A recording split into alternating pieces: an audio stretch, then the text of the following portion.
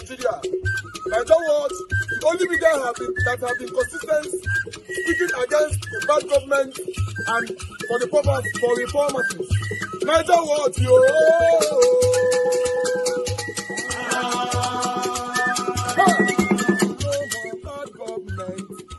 no more bad government. Niger watch. No more bad government. Niger watch. No more bad government. The only media that have been speaking. No more bad government. The voice of the voiceless. No more bad government. If you want to serve, you can actually do whatever you want to show that is exemplary within the period allowed. You can do it in 1 year. Just think of Ghana. Things are changed in 6 months.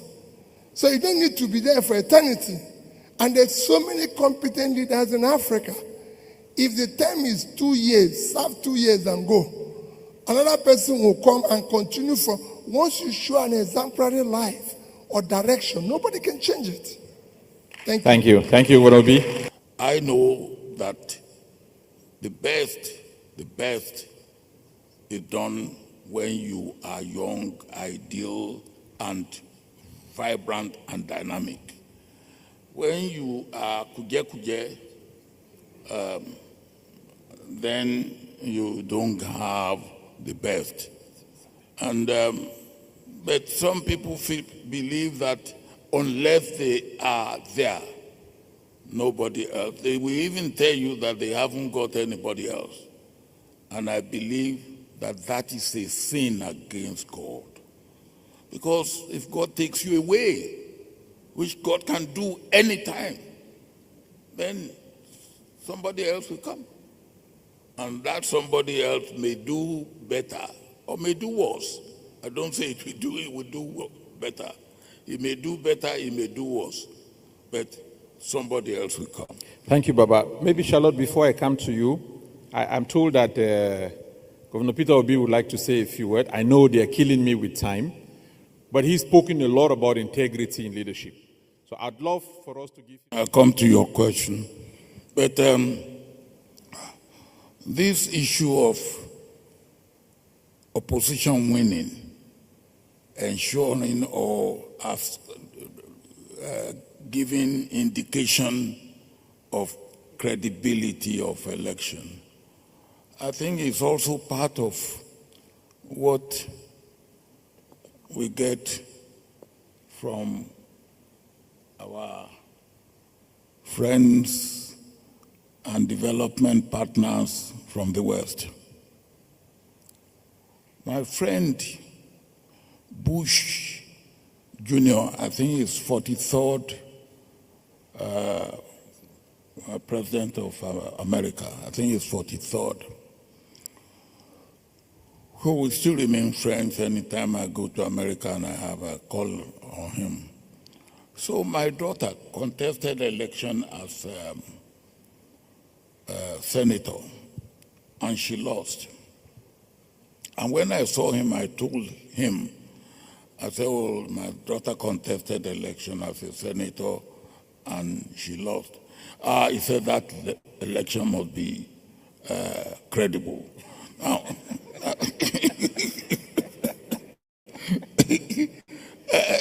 but that to me is not really the way that it should be looked at. But of course, that's the way that, if my daughter contested the election and she lost, it means that I didn't interfere with the election and all that. Okay. So that is that. I just believe that what I said earlier, there's a lot that should go into democracy before election, and there's even a lot more that should go into democracy after election. President Olusegun Obasanjo has refuted long-standing claims that he attempted to extend his presidency beyond 2 terms, insisting that he never sought such a move. Well, Obasanjo made the remarks on Wednesday during the Democracy Dialogue hosted by the Goodluck Jonathan Foundation in Accra, Ghana. He stressed that no evidence exists to back that speculation. Now, elsewhere on the political divide, former Kaduna State Governor Nasir El-Rufai has drawn a controversial comparison between Nigeria's current political trajectory and that of Cameroon under long-serving President Paul Biya, warning that unless Nigerians act decisively in the 2027 election, President Bola Tinubu could emulate Biya's decades-long tenure. He also further took a dig at the president, describing him as a fake Democrat, especially over the recent alleged attacks on members of the African Democratic Congress, ADC, in parts of the country. Speaking when former Vice President Atiku Abubakar paid him a solidarity visit in Abuja over the recent altercation that ensued during a meeting of the opposition party in Kaduna, the former Minister of the Federal Capital Territory said that Tinubu intended to take after some sit-tight African leaders who have failed to vacate their seats after spending decades in power. Now, lastly, the Forum of State chairman of the defunct Congress for Progressive Change yesterday reiterated its support for President Bola Ahmed Tinubu ahead of the 2027 presidential election. It also distanced itself from the recent visit of some of its members to the Abuja residence of former Vice President Atiku Abubakar, describing it as the personal decision of a few individuals who did not represent the position of the group. While the forum also urged the presidency and the ruling All Progressives Congress to address what it called the continued marginalization of the CPC bloc within the APC. Well, so many juicy issues to dissect this morning. And joining us to do so for the political brief is Arise Director of News and Politics Editor, Sumna Sambo. Sumna, good morning. Welcome to the morning show today. Good morning, Vimbai. Good morning, Dr. Abati, and good morning, Rufai. Morning, Sumna. Okay, Sumna, good morning. I can go to town on the topics, but I don't want to do that. I would prefer to listen to you. First, on the President Olusegun Obasanjo saying that if he wanted a third term, he could have achieved it. Well, I think that 2006 National Political Reform Conference was hijacked by proxies, including a famous character who said, what money cannot do, more money will do it. And that National Political Reform Conference was also not backed by law, which is the basic difference between the 2006 National Political Reform Conference and the 2014 National Political Conference by the Jonathan administration. But the devil is in the details. In other words, I'm saying, in my view, I think President Obasanjo was right when he said, look, his interest was debt relief, not third term. But we run a country where people are more interested in their own pockets. And they will fight proxy wars and they will try to enrich themselves. Can Nigeria go after those people and remind everyone? I don't want to mention names, but maybe you know who those proxies, those culprits are. However, it's good that we were saved the Cameroonian situation, the Eritrean situation, the Rwandan situation by having a president who will perpetuate himself in office. My question to you is, do you think it can happen here someday? With Nasir El-Rufai saying, oh, Tinubu wants to be president for life. Now, that takes me to Nasir El-Rufai. What proof does he have? Is there a proof that Tinubu wants to be president for life? I don't think we can know that until after the 2027 elections. I think Tinubu now wants to win in 2027. So after 2027, we'll watch how he behaves. But Nasir El-Rufai receiving Waziri Adamawa, what do you expect them to say in a meeting? Of course, they will cook up a conspiracy against President Bola Ahmed Tinubu. But do you, as the main watcher of politics, have you seen from body language or behavior that President Tinubu wants to be president for life? Those are my two posers. All right, thank you, Abati, and so good to have our viewers joining us once again. Let's start with the issues of the third term, the aborted third term, as many would like to put it. The first point here is that not so many Nigerians, people within the international community actually believe former President Olusegun Obasanjo.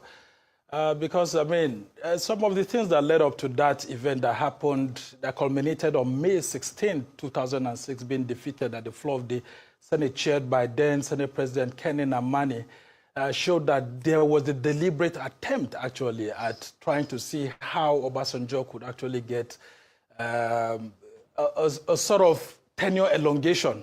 He was being, pushed here and there. So here we are 20 years on.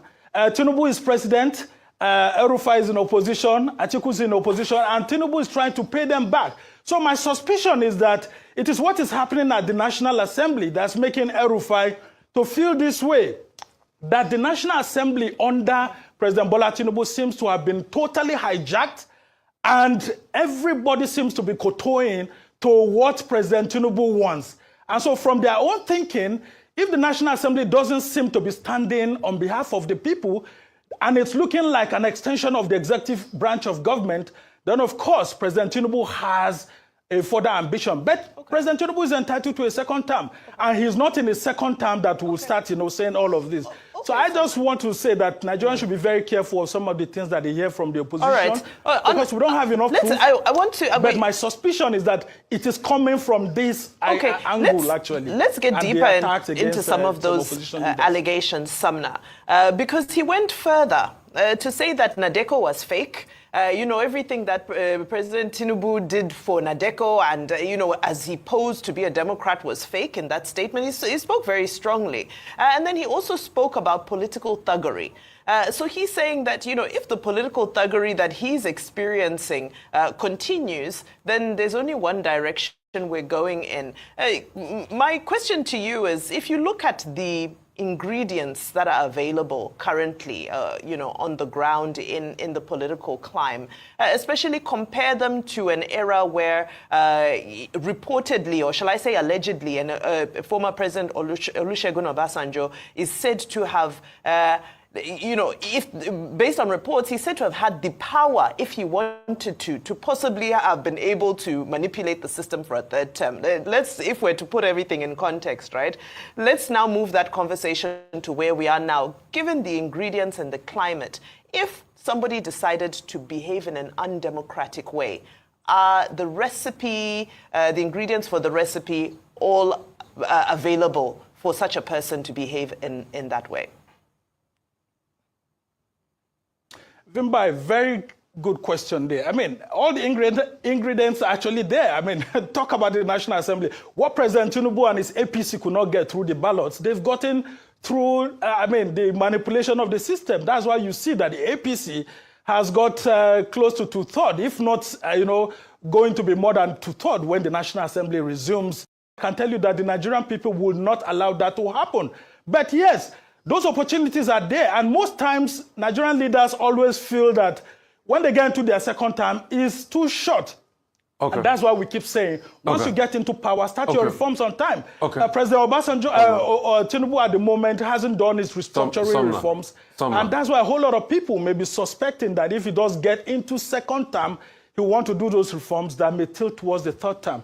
Sumner, in your honest of hearts, with this National Assembly that you know, if a bill for tenure elongation is given to this National Assembly that you know, can you, in your honest of heart, beat your chest that this National Assembly will reject it? Why do we deceive ourselves so much in this country? You can say El-Rufai is talking theatrics because he's in the opposition. But as a Rivers State taught all of us a lesson where they constituted an aberration and the courts did not hear that case of a declaration of a state of emergency because there was a political impasse between Wike and his godson. So if that could happen, and even while the president was trying to explain himself away, that's why I said, he will explain, tire, because we know the truth. Wike came on TV and said if he wanted to extend state of emergency, he will extend it. So people that can give state of emergency, who says that they can't get a tenure elongation if they want? Let's put the facts on the table and analyze it. Sumner, I don't know your reaction to this. My question to you is, in your honest of heart, with this National Assembly, do you think if they bring a tenure elongation, this National Assembly will say no to anything that involves President Tinubu? In your honest of heart, Sumner. Hello, Sumner, I'll be are you very there? frank with you that the National Assembly, as it's... Yes, Go I'm ahead. here, actually. Yeah. I'll be very frank with you. I mean, if such a bill does get to the chambers of the Senate or House of Representatives, it may want to scale through because the APC will use its majority to actually ensure that the president gets what he wants. But I can tell you that by then it will be a different ballgame because the media and the civil society wouldn't want that to happen, and the National Assembly members are accountable to their representatives, to their constituents. And so it will be a situation whereby it will be the people, the CSOs, and the media against the National Assembly. There's a tendency that people in the National Assembly may want to pursue such an agenda, but I can tell you that with pressure from both the media, the civil society, and the people themselves, that wouldn't happen. And I don't see President Tinubu wanting to do that because he knows the consequences of doing that. And that's why we keep saying that if we have a National Assembly that have different colors of political parties, it is better for everybody because we cannot all be thinking the same way in democracy. And that's why we have a multi-party democracy. I see, no matter how you would hate former President Buhari about it, he always canvassed for a multi-party democracy to be given an opportunity because he knows what happened while he was in opposition. And I think that this is the time to call on President Tinubu to actually do the reforms that he talked about while he was in the opposition. The issues of INEC chairman, the next INEC chairman, like I keep saying every time I come here, Nigerians must not leave that system to the executive alone.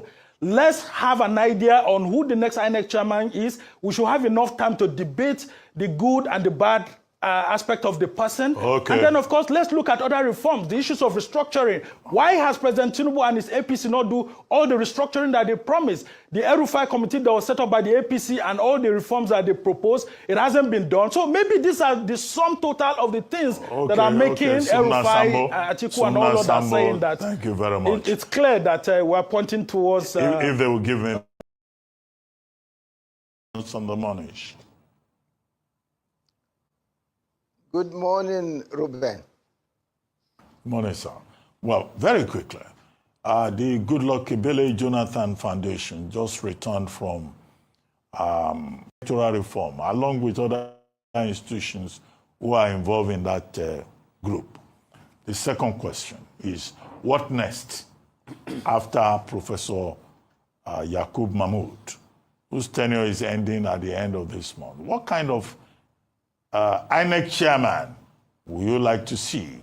A few minutes earlier, before you joined us, I said, well, I can run the election for Nigeria, proposing myself as the next INEC chairman, but that's on the lighter side. But what would you like to see after Yakub Mahmood going forward in INEC and about electoral reforms, making the votes count? Well, thank you very much. There are two questions, and I have a third issue that I think, Ruben, you need to address. But let me start with the questions you have raised. I think first, the issue of INEC. I think everybody is fairly aware that INEC, as presently constituted, has lost a lot of credibility. And it is very important that the institution gains this credibility. Otherwise, the stability of the country is going to be threatened, because when you have institutions that are not delivering, and especially a key institution like INEC, and if this failure continues, then it will erode not only, confidence in INEC, but confidence in democracy itself. And when that happens, you know the consequences. So let me come back to INEC. I think there are amendments that the whole country is waiting for. For example, that amendment, which I think late President Buhari refused to give assent to, which mandates INEC to use electronic electronic tools and to use technology in delivering the result is still pending. But more importantly, why should the president, whoever is the president of the country, who is an interested party in the election, be the one to propose the head of INEC? I think late Uwais committee has made very good recommendations, which have been blocked by those who are interested in manipulating INEC. I think we have to rescue INEC by making sure that the head of INEC is not appointed by a sitting president who is going to be interested in election.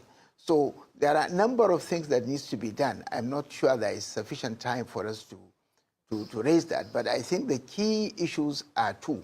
One, that INEC's credibility is at stake, and two, we have got to insulate INEC from political interference. If that doesn't happen, then it is the democracy that is holding the country that's being actually run down. And when that happens, there are consequences. The second question, if I remember correctly, which you raised, is where do we go from here?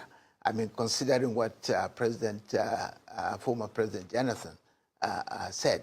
And I think it ties down with the issue that I really think you should be raising, because the whole gathering in Accra is around the crisis of democracy, that democracy is not delivering the expectations of the people.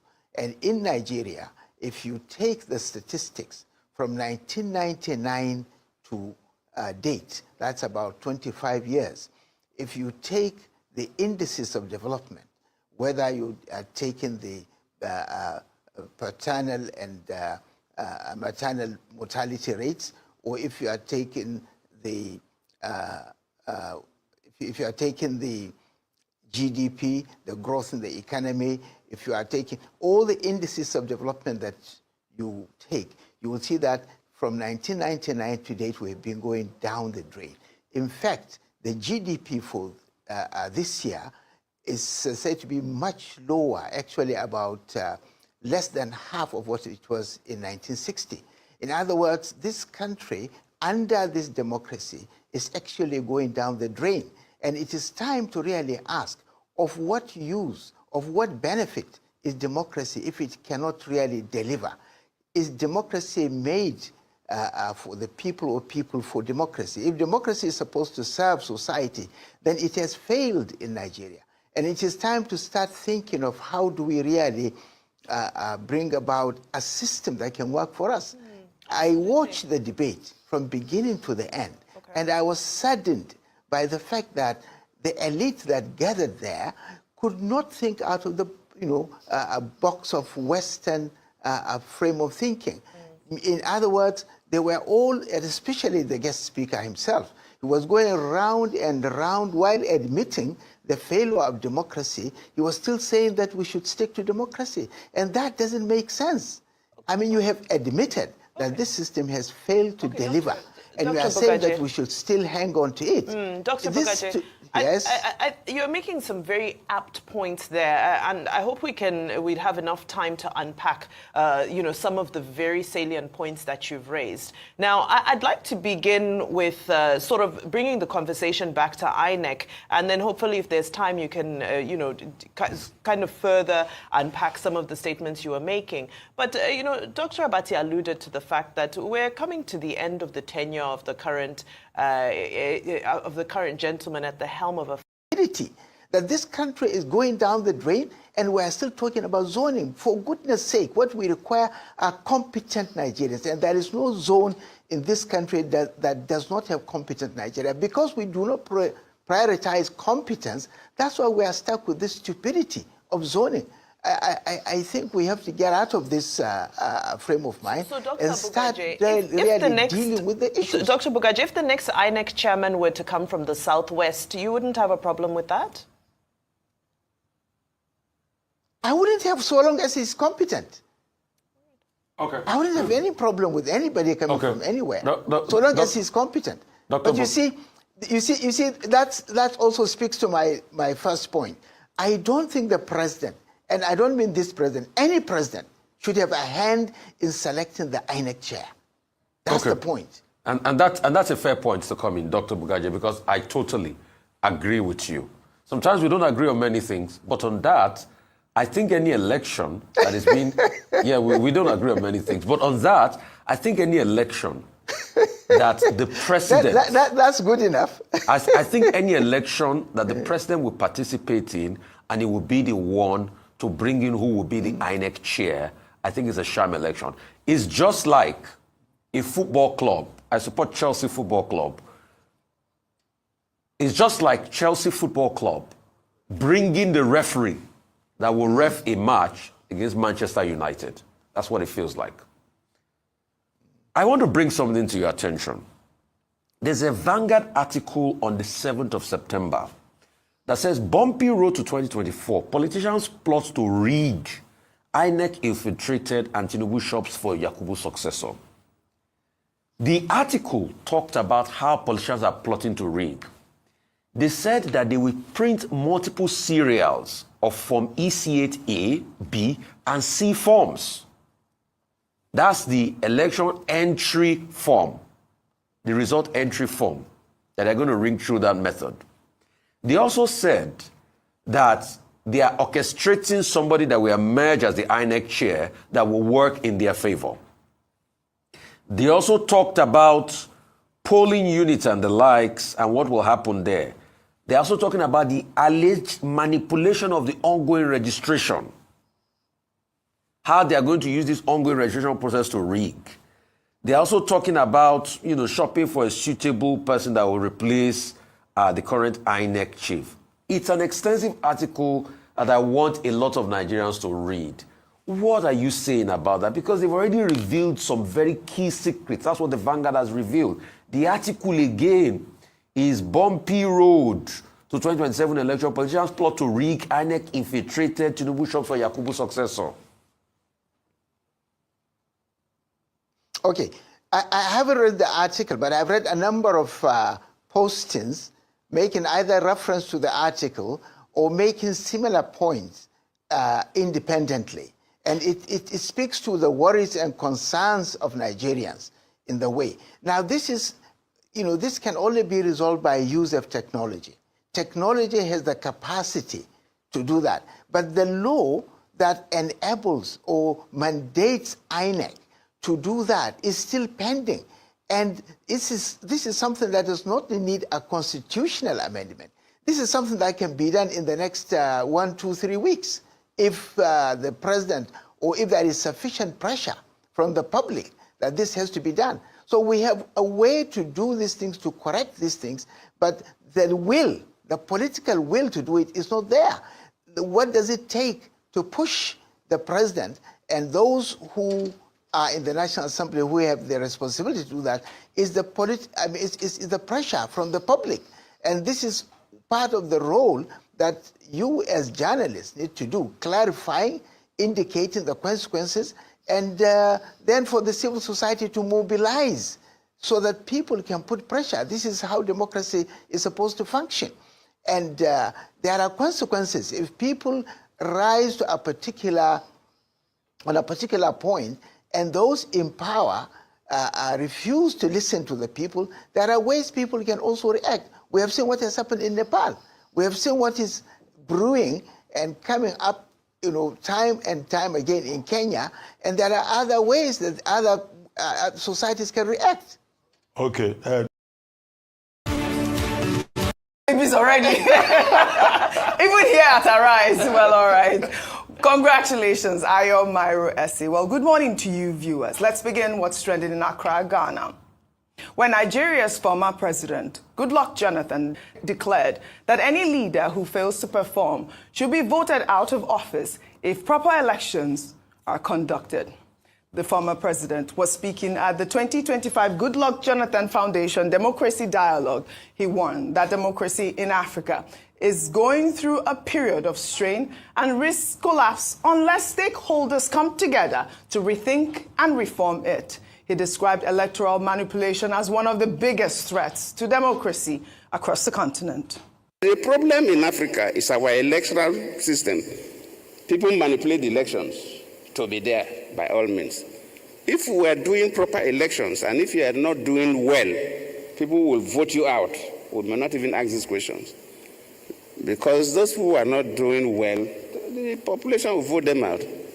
But in this case, people use government instruments to perpetuate themselves in power, even when the people don't want them. Absolutely right. Meanwhile, former President Olusegun Obasanjo, during the event, denied allegations that he sought a third term, saying that if he wanted it, he would have gotten it. Let's take a look. There are still some stupid Nigerians who still believe that I wanted a third term. I think I'm not a fool. If I wanted a third term, I know how to go about it. And there's no Nigerian, dead or alive, that will say, I called him, I told him I wanted a third term. None.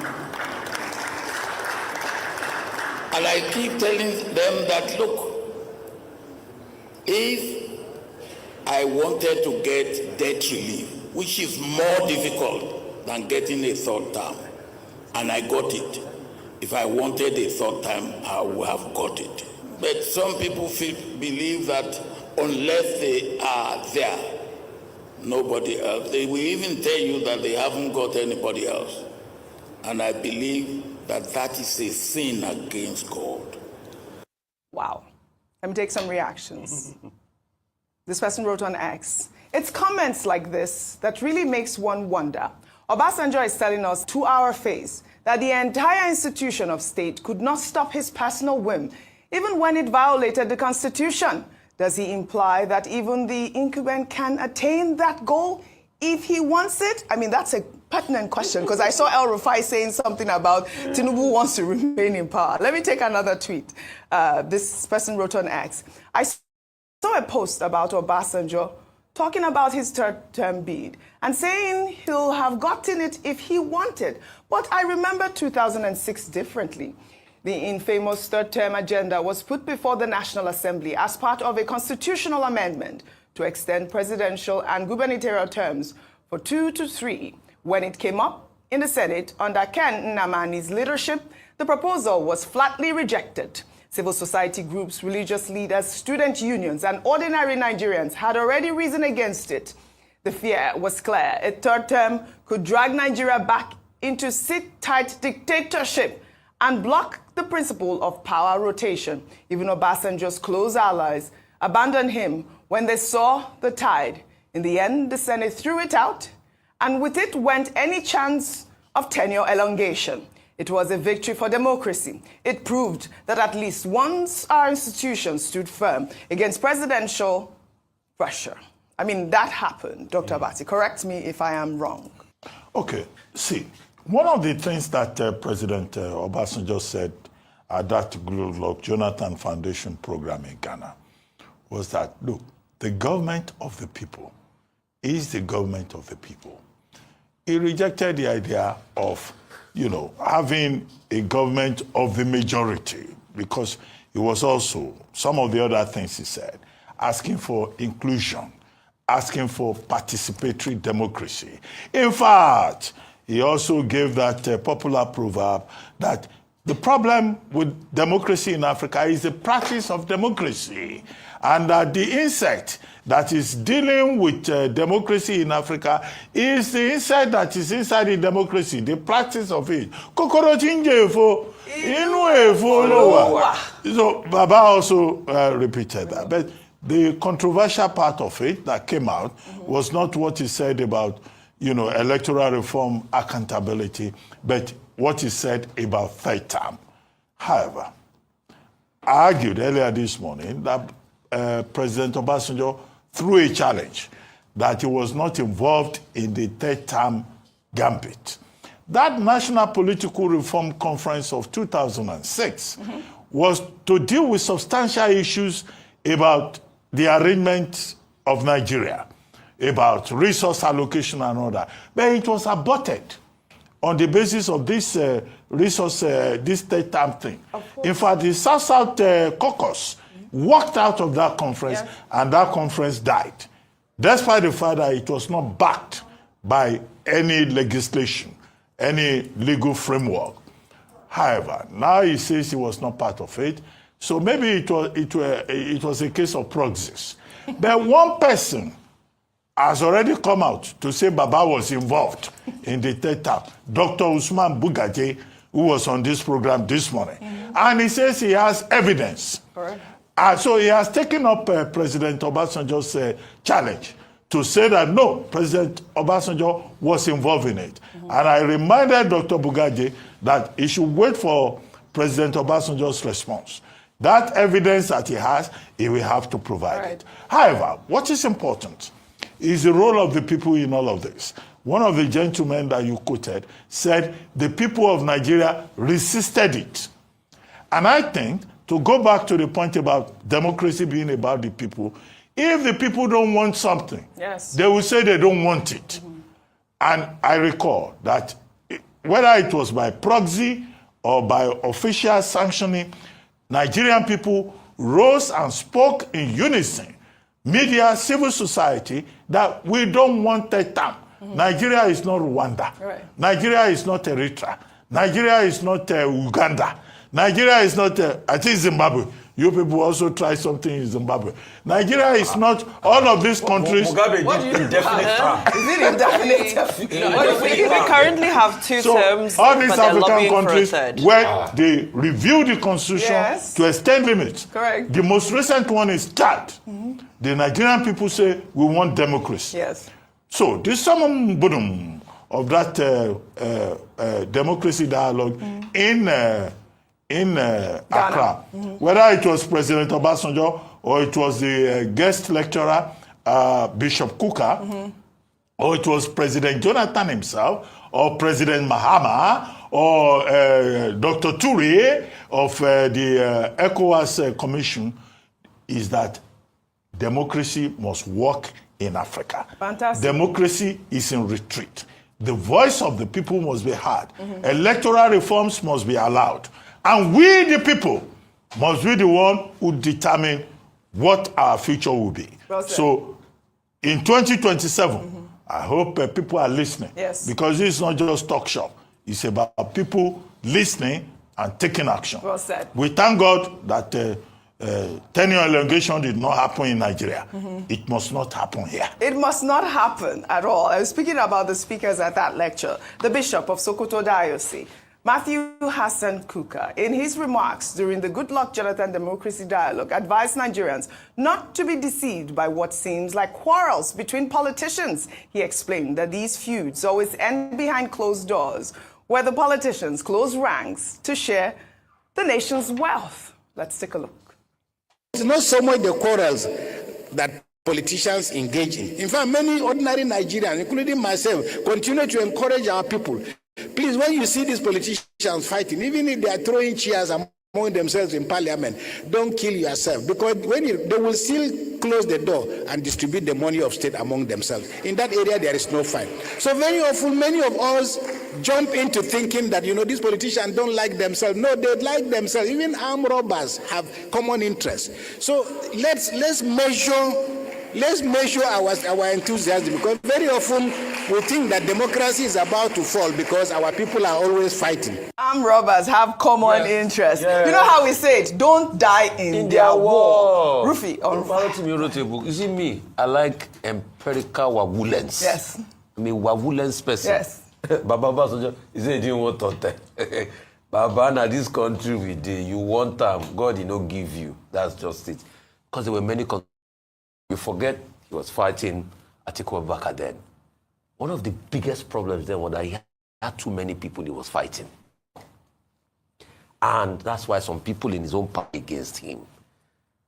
Let me read an excerpt of an empirical interview done by Farouk Aliyu. You have empirical facts? Oh, yes, from Vanguard newspaper, 2009. They asked him, were you part of those bribed for third term? He said, no, I'm not part of those. But he further said, supporters of the project were paid a minimum of 50 million each. Some were offered 250 million. I know Honorable Ningi was with us. I was offered 400 million. And Speaker Milu Bello Masari 500 million. All the money was in cash, not in check, to support third-term agenda, but they all refused to collect the money. So, the way President Obasanjo is saying it, it's almost like somebody is trying to review history, like tell us what we did not know happened. It's revisionism, Baba. We respect you for what you have done for this country, but let's not revise history in our face. You wanted third term now, and he's saying if you wanted it. And how does debt relief have to do with third term? Please, President Obasanjo, with due respect, for the fact that you got debt relief, it doesn't have anything to do with third term.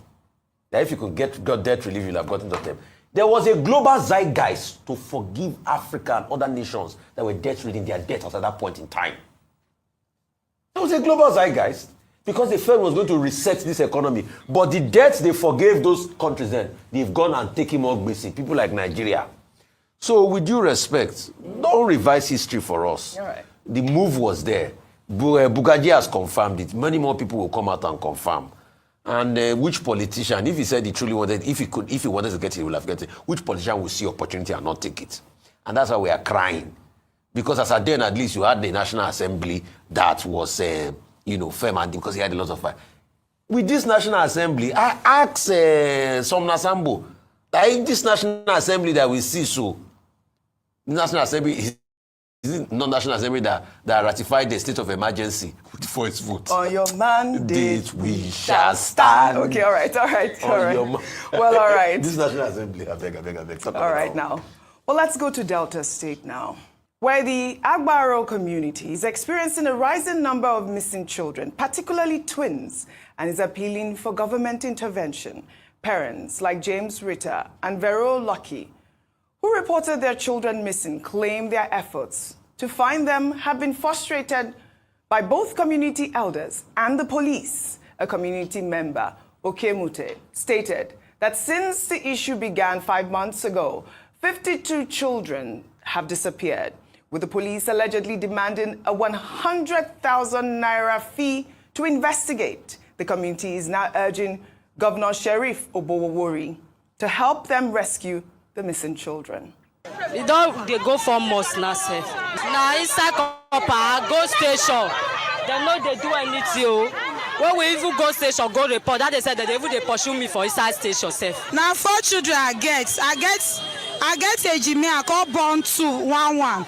So the Ejime, so they call carry one of the Ejime for June, inside the month of June. Now they take carry one. Now the boy be this 4-year-old boy. My beginning Wednesday year make up be 1 month now with they carry her. I beg, when I help her find the children, yeah, when the children say, when I help us, I beg, not that it's a bomb picking. For carry picking 9 months, not there easy. Not be say the picking sick. Not be say what to do, you begin their life. Just for my the month where they carry her. I beg, when I help us, I beg. They pay too much. They pay too much for us, I beg. I don't report the police. And not get another police even tell me say I leave my pikin go to a shower and they also for market. And they leave the pikin with her grandma. Our heart full of cry. And the community they know they do anything. They say our children know they miss. And our children they miss every day by day. They say our children know they miss. Oh, this story broke my heart.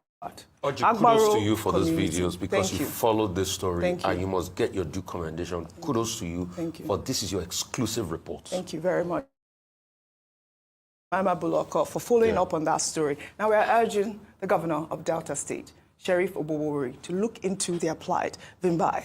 Absolutely. There are so many moving pieces to this. The first is that there are reports of missing children, and the police are accused of wanting to be bribed to assist these families, which is just the most heart-wrenching level of cruelty. Because I can't imagine that a parent would go to a police station and report that their child is missing, and you would start trying to extort them. Again, it's allegations, but if that is what is happening, then a probe needs to happen in the Delta State Division of the Nigerian police force, because that is unacceptable.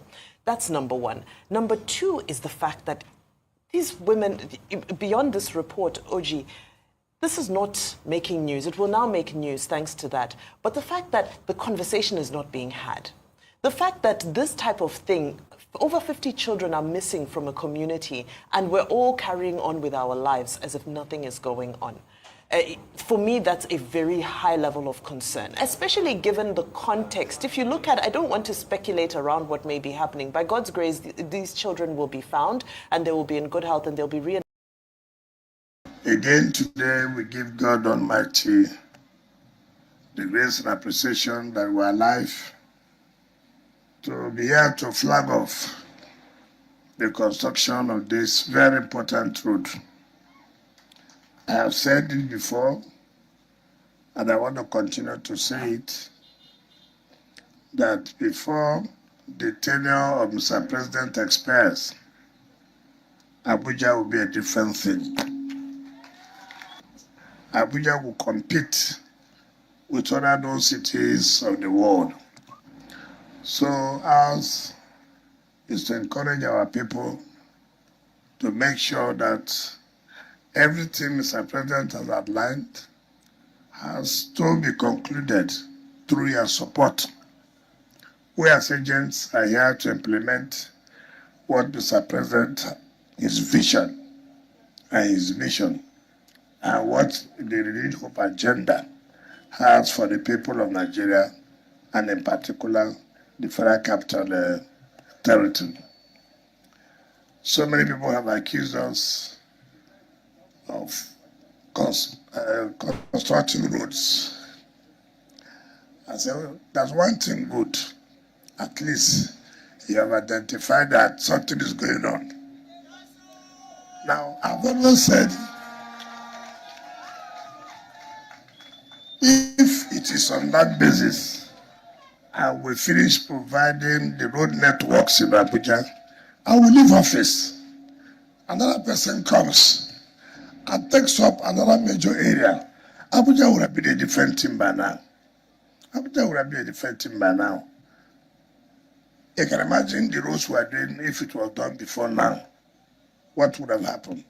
But let me assure you, we are not only concentrating on roads, we're also concentrating on education, we're also concentrating on transportation, we're also concentrating on how we are going to make the youth to be very, very engaged. We also have to concentrate on health. And like I said, and people should understand this, I know some of us will not understand the process of government, but because of our determination, we believe that no sector will be left untouched. No sector will be left untouched. But what I will appeal to everybody who is assigned the responsibility to make sure you live up to expectation. Everybody who knows me know that my friend, my brother, my sister is one who is committed to work. I don't take excuses at all. If you want to achieve, I'm going to support you to achieve. That's why when I made a comment about the coordinator of STD, he's not from my place, he's not from my zone. But when you say a young man who wants to work, who wants to learn, I'm committed to, make amends, you have to encourage that person. And that's what I always do. So nobody should think that I have anything against you. No, nobody. Nobody. If you're in transport, I see that you are committed to improving the transport sector. I will give you support. If you're in the agriculture, I see that you're interested in agriculture. And you want to, comply with what the New Hope agenda is, I will give you support. It's just like I'm here. I cannot run to Mr. President every day, excuses. No. I should think out of the box. Mr. President has given me assignment. The assignment he gave me is not for me to, every day, Excellency, I want to see you. What is it? One complaint. The next day, Mr. President, I want to see you. What is it? One complaint. Another week, Mr. President, please, can I see you? Come. What is it? Another complaint. Mr. President will be tired. He'll say it's like he don't have what it takes to do this job. So everybody should be committed. Because I have said, whether you're a civil servant, you're a political appointee, you're not an assembly member, Operation Share Report Card, you cannot run away from it. For us in FCT, let the residents of FCT call us and say, come and show your report card. Come and tell us what you have done. It's not about liking our faces. You don't need to like our faces. We didn't come here for beauty contest. We came here to work, and we're going to work. So everybody, time will come. When a father pays his children's school fees, he's expecting that at the end of the semester or term, the child or the children will say, Papa, I pass. If the father says, come, John, our semester not ended, as the term don't end, what's the result? Then the child starts scratching. The man will say, my brother, it's like I've just wasted all my money. So everything has time for you to give your report card. We are ready in the morning, in the afternoon, in the night to give our report card. I will not. I'm not one of those you would think that blackmail will change me. My skin is so thick, so strong. So strong. As a politician, you should know that these are things you will see. Why are you worried? No politician who's a serious politician would think that people will not say something against him. Then you go and sleep, go and rest, you don't need to come. The day I said I'm a politician, I know I'm now up.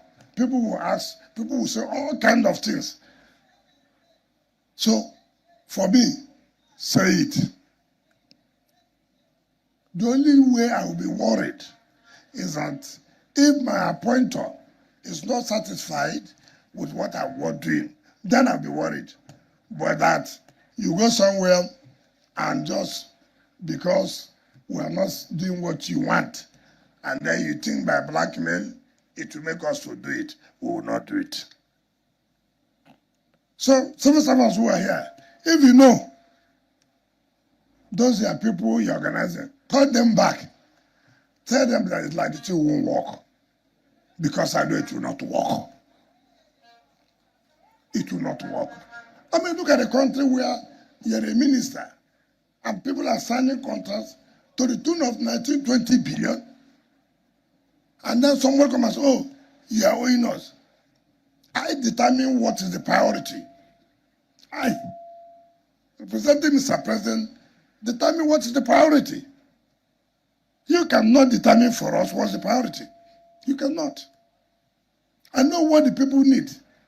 And that's why we're here to flag off road.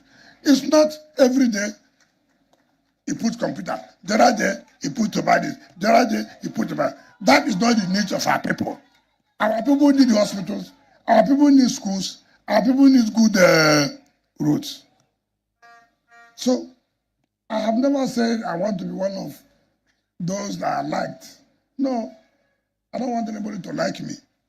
All I want is God to show me what to do and to give me good health so that I will sign the condolence of those people who will soon die. Good.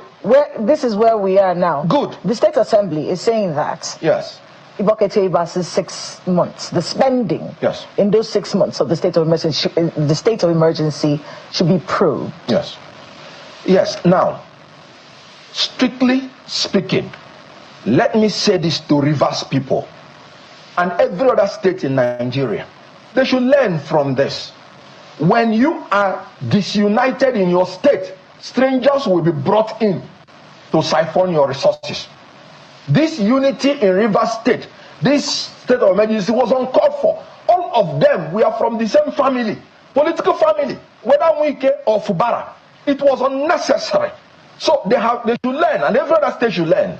They bring in, have you noticed that all the people that decided the destiny of Rivers State in this state of emergency were all strangers?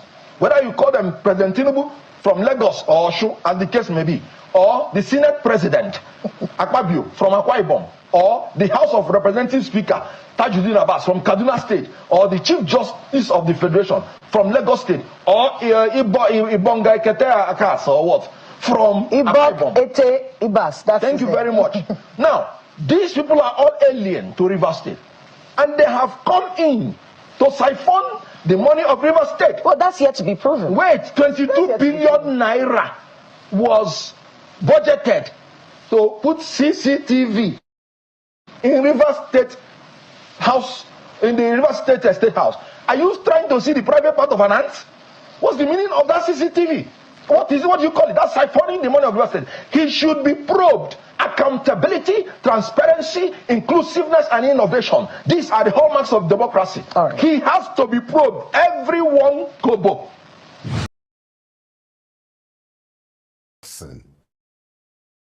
That is receiving this treatment. Will your attitude, will you support the suspension of an elected representative by the Senate? Yeah, I mean, suspension happens in the United Kingdom in Parliament. I worked at the British Parliament as a temp while I was doing my master's in England. So suspension happens there. Suspension happens at Congress in the United States. I've been to Congress several times. So you can suspend. Let me land.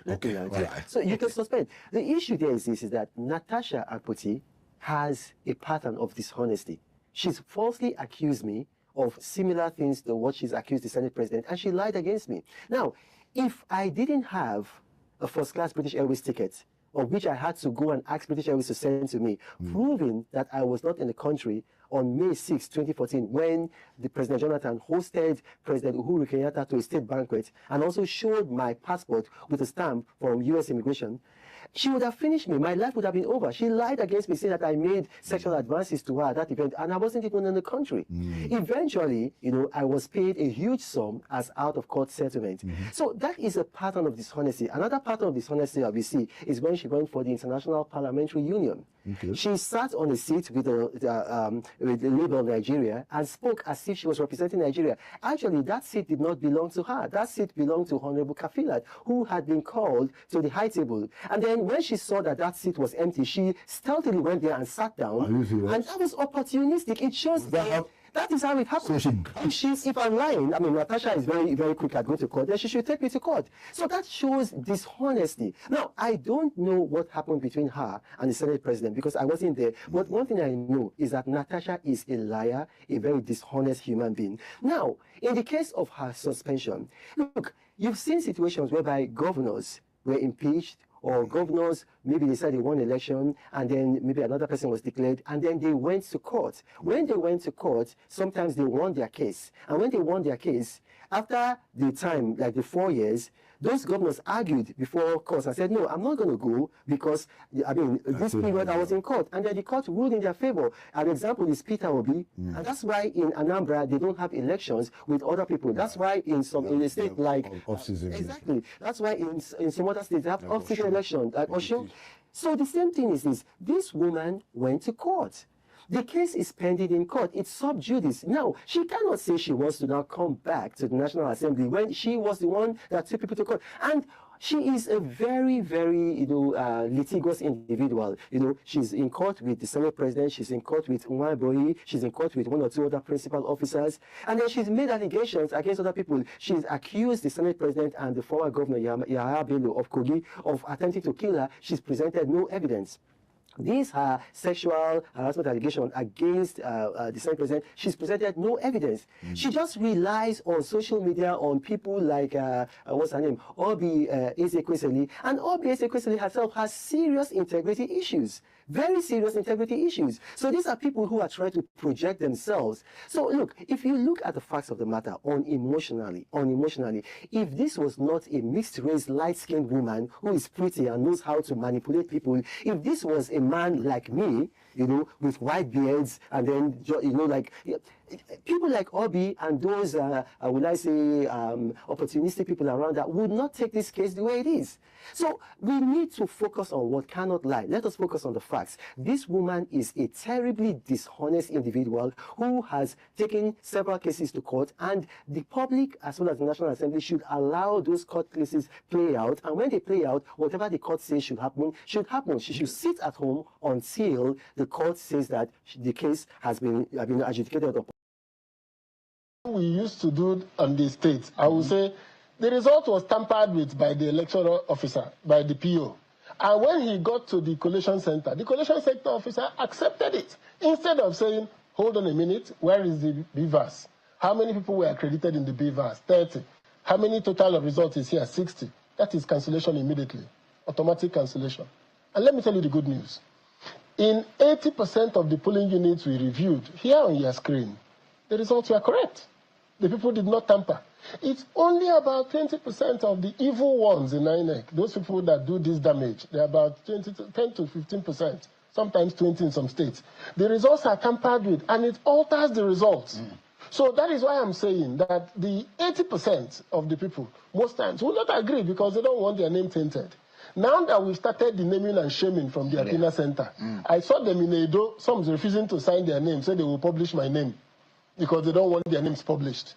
So now that we are getting to that point, I'm saying that the political parties need to invest in the infrastructure that will be vigilant on election day. Because printing those two results is going back to 2003. So that's quick 2003. one. Yes. If someone comes and says, Chidoka stole, Osita stole my phone. Yes. It might be true, it might be false. Yes. If you add your name in that line, what would you do? You want to prove and clear your name, isn't it? Definitely. So if these allegations are true or false, yes, the APC has been mentioned in that story. Yes. The story might all be false and it might be true because it's based on insider. Yes. That means people in INEC who are now saying they are privy to an agenda against the election of 2027. Yes. Now, INEC becomes culpable. Yes. And the APC, yes, his name is being dragged into it. Albeit, even the institution of the APC officially may not be aware. Yes. It might just be some people. So what do you think these two institutions should be doing to clear their name? First of all, I know that the president will not appoint the man as INEC chairman. The man being mentioned, The man right? being mentioned. Okay. That's a no-no. So why do you think so? That he should not even go there because he's already tainted. This is what you're saying. Yeah. If under normal circumstances. So that man's name, and name, intentionally, yes, we try not to dwell on the man's name. Ultimately, if he was in charge of election infrastructure, then he should move to another department. Yes, he's in charge of election operations before whatever, election, HR and all of that. Whatever, he should go to another place because already the real infrastructure for election is not technology. It is the integrity of the process. It is the people. Because if you lose public trust, then the election is tainted. Then you will continue to carry within you a burden of a tainted election. Even though many people say they will not mind in Nigeria. But I think that what we have done at the Athena Center, and we're doing it on October 6th, we're having a dialogue on INEC. We're reviewing the technologies of 2015 to 2025. So far we've done 3 pre-event workshops, 2. Now, tomorrow is the 3rd one. And we've listened to the political parties. We've listened to the National Assembly where they are on the process of amending the law. Tomorrow we'll listen to the civil societies. And then on the 6th, we'll bring out our report showing the INEC technologies, how they have worked, where they have gone wrong, and what can be done to fix that challenge. So we're not going to call and just say this is the problem. So, like I said, in 80% of the cases resulting from EC8A, EC8B was correct. They moved it along. But in 20%, in many states, in Imo State, it was 3 local governments. In Kogi, it was 3 local governments. These 3 local governments were used to upturn the results, generally, or inflate the figures. So we're saying, what can we do to stop this small percentage that is used to alter election results? That's where we are. And INEC will learn a lot because we've invited INEC. We've said to them, please come. We're not responding. Yes, they are responding because it is critical. This is at a stage where we've invited the stakeholders. We've invited these international sponsors, everybody, and say, listen, we're not here to criticize. We're here to listen to each other. This is what has happened. This is what we saw in this. And these are the ways to close the gap. Is it possible for us to make this before the final amendments of the law? And I think that what will make election of 2027 a very important election and a defining election is if it continues the progress that have been made so far and deepens it. Because when President Jonathan was confronted with the people who were said to be card-carrying members of party, people who were tainted, he removed them. He withdrew the nomination. All right. Give me a moment. We need to go on a break. But look, if you know that your house is going to be invaded and you are pre-warned about it, what would you do? And that is the fear that if election of 2027, there is a grand plan to already manipulate the election. How much of danger does this portend for our democracy? And that's the fight that we must all fight. The form EC8A. And it's I remember we had a bet the last time, and empirically I'll prove to you, sir, that I won that bet. I put it to you, I won that bet. You said, these were your words, not mine. They are showing me a video. The opinion of those who watched us. No, hang on a minute. Wait, let me finish. Mr. Danolasi. You know what people said? I'm a man of facts. Okay, let me land. Go on. Your words, not mine. Okay, you will resign from the PDP if I can show you videos of you criticizing Peter Obi in the past. In fact, I have too many videos of you criticizing. In fact, not only me, Ose Aneni, Chief Aneni's son, also brought out some videos of you criticizing Peter Obi in the past. If you want, maybe you can send your number to your producer to me. Please. Through our producer to me, and I will forward you those videos. But wait, I've not even landed on my question. Yeah. Information, please. Yes. Information in all communication. Once I say information, you give me a few seconds. Yes, please. When we had that discussion, I told you that I criticized Peter Obi on one serious occasion when he left PDP and went to Labour Party. I did mention it, and you forgot to say that. I mentioned it in our discussion. Mr. I seriously Mr. Danolasi, the videos of our conversation are there. People will watch and judge. But let me move on to my real question. Anyway, I have a lot of... Let me move on to my real question. You are now saying that this is same Peter Obi that you are saying that if he runs today, he has 30 to 40% of the country. Correct me if I'm wrong, or maybe you said it just now. Maybe I didn't hear well. Maybe I have to remove anything in my ear. He said it just now, right? That's what I just said, yes. But I want to read a newspaper caption to you. Where you said, where you warned the Igbo people leading up to the last election, that voting for Peter Obi in 2023, you said during Akaka that he has no strong political base and will fail woefully in his presidential bid. He said Peter Obi will succeed in securing the Igbo bloc vote from traders. He said this vote will not be enough to make Obi president, and he could set the Igbo voters up for attack for opposition. But the word I want you to underline there is that he will fail woefully. So how come a man that you said will fail woefully, but that got over 6 million votes, that won Lagos, which is not only an Igbo voting area, and won some other parts of this country, is now the one you are saying that if he joins the PDP. And which PDP do you want him to join? This PEM PDP you people claim is finished, that Wike rules now. And you are saying you want to... It's not a political suicide. Don't you people just want to destroy him politically by luring him to the PDP? That's my question for you, sir. Well, this is not a question. It's a lecture you have just delivered. Yes, it's a question. Don't you people want to kill him politically by saying he should come? Excuse me. You see, you're becoming violent also in your speech. Why don't you ask a question, you make a clarification, you allow me to make a comment? This is exactly what you did in the last interview. Your views must always prevail. I have a reason as some person you're questioning to give my views. And my views might... Oh God, because you are a liar. That's why Rufai is talking to you like that. Because you are an old man who is lying at your old age. Epa, you are a liar.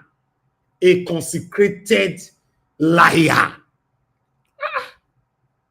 You are a liar. We were here. We played the video here. You said you have never criticized Peter Obi. Never ever. If Rufai have the proof, you will give him something. You bet on a live broadcast. Epa, on the red cap, you are lying. Public like this, what Tory? Epa is Tory. Epa, stop Tory. Epa is lying. You are a liar. Now you are accusing Rufai of becoming violent. Our loyalty to our elders is part of the reason why we are where we are today in Nigeria. Yes. What do you mean that you are becoming violent? Epa, you are a liar. It's confirmed that you lied. So don't accuse Rufai of becoming what? You are just a liar. That's who you are, pa. With the red cap, a pie is lying in the public of a home.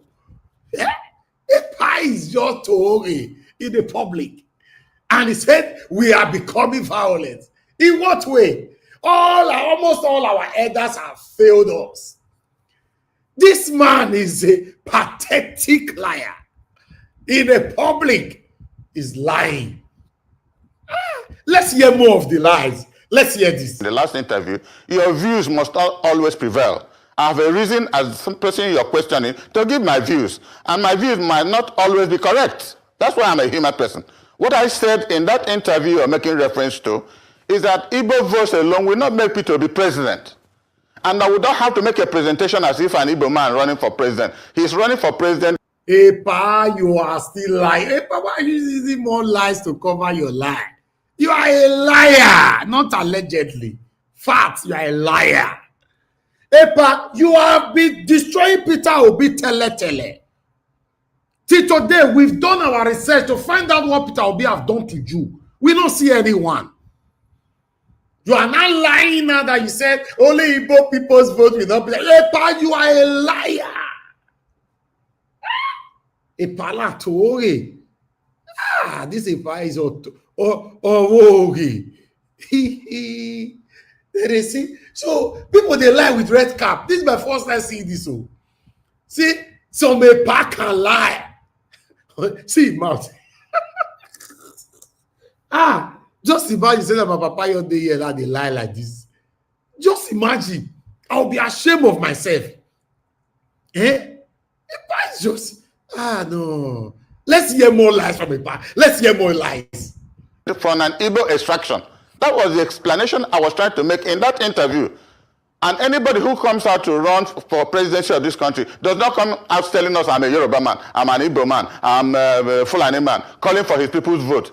That will come in situ. So that is the explanation in that interview you are making reference to.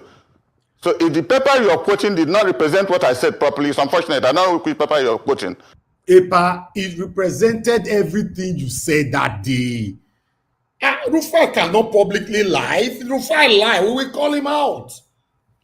As they drop on, we rebroadcast it. Epa, you are a liar. A pathetic liar. A confirmed one for that. Listen, it's time for us to continue to call all these satanic elders out. They don't want the good of Nigeria. They are only succumbing to their satanic principle or to their selfish journey or whatever it is. Not for us. Not for you and I. It's not possible. Let's hear more of this. But all I have said is that in the past, we were with P2B in PDP, and he ran as our vice presidential candidate. We attended a meeting with him in Oka, where he told our people that he was going to run for presidency. And not long after that, he left us without consultation and joined the Labour Party. People were bound to be annoyed.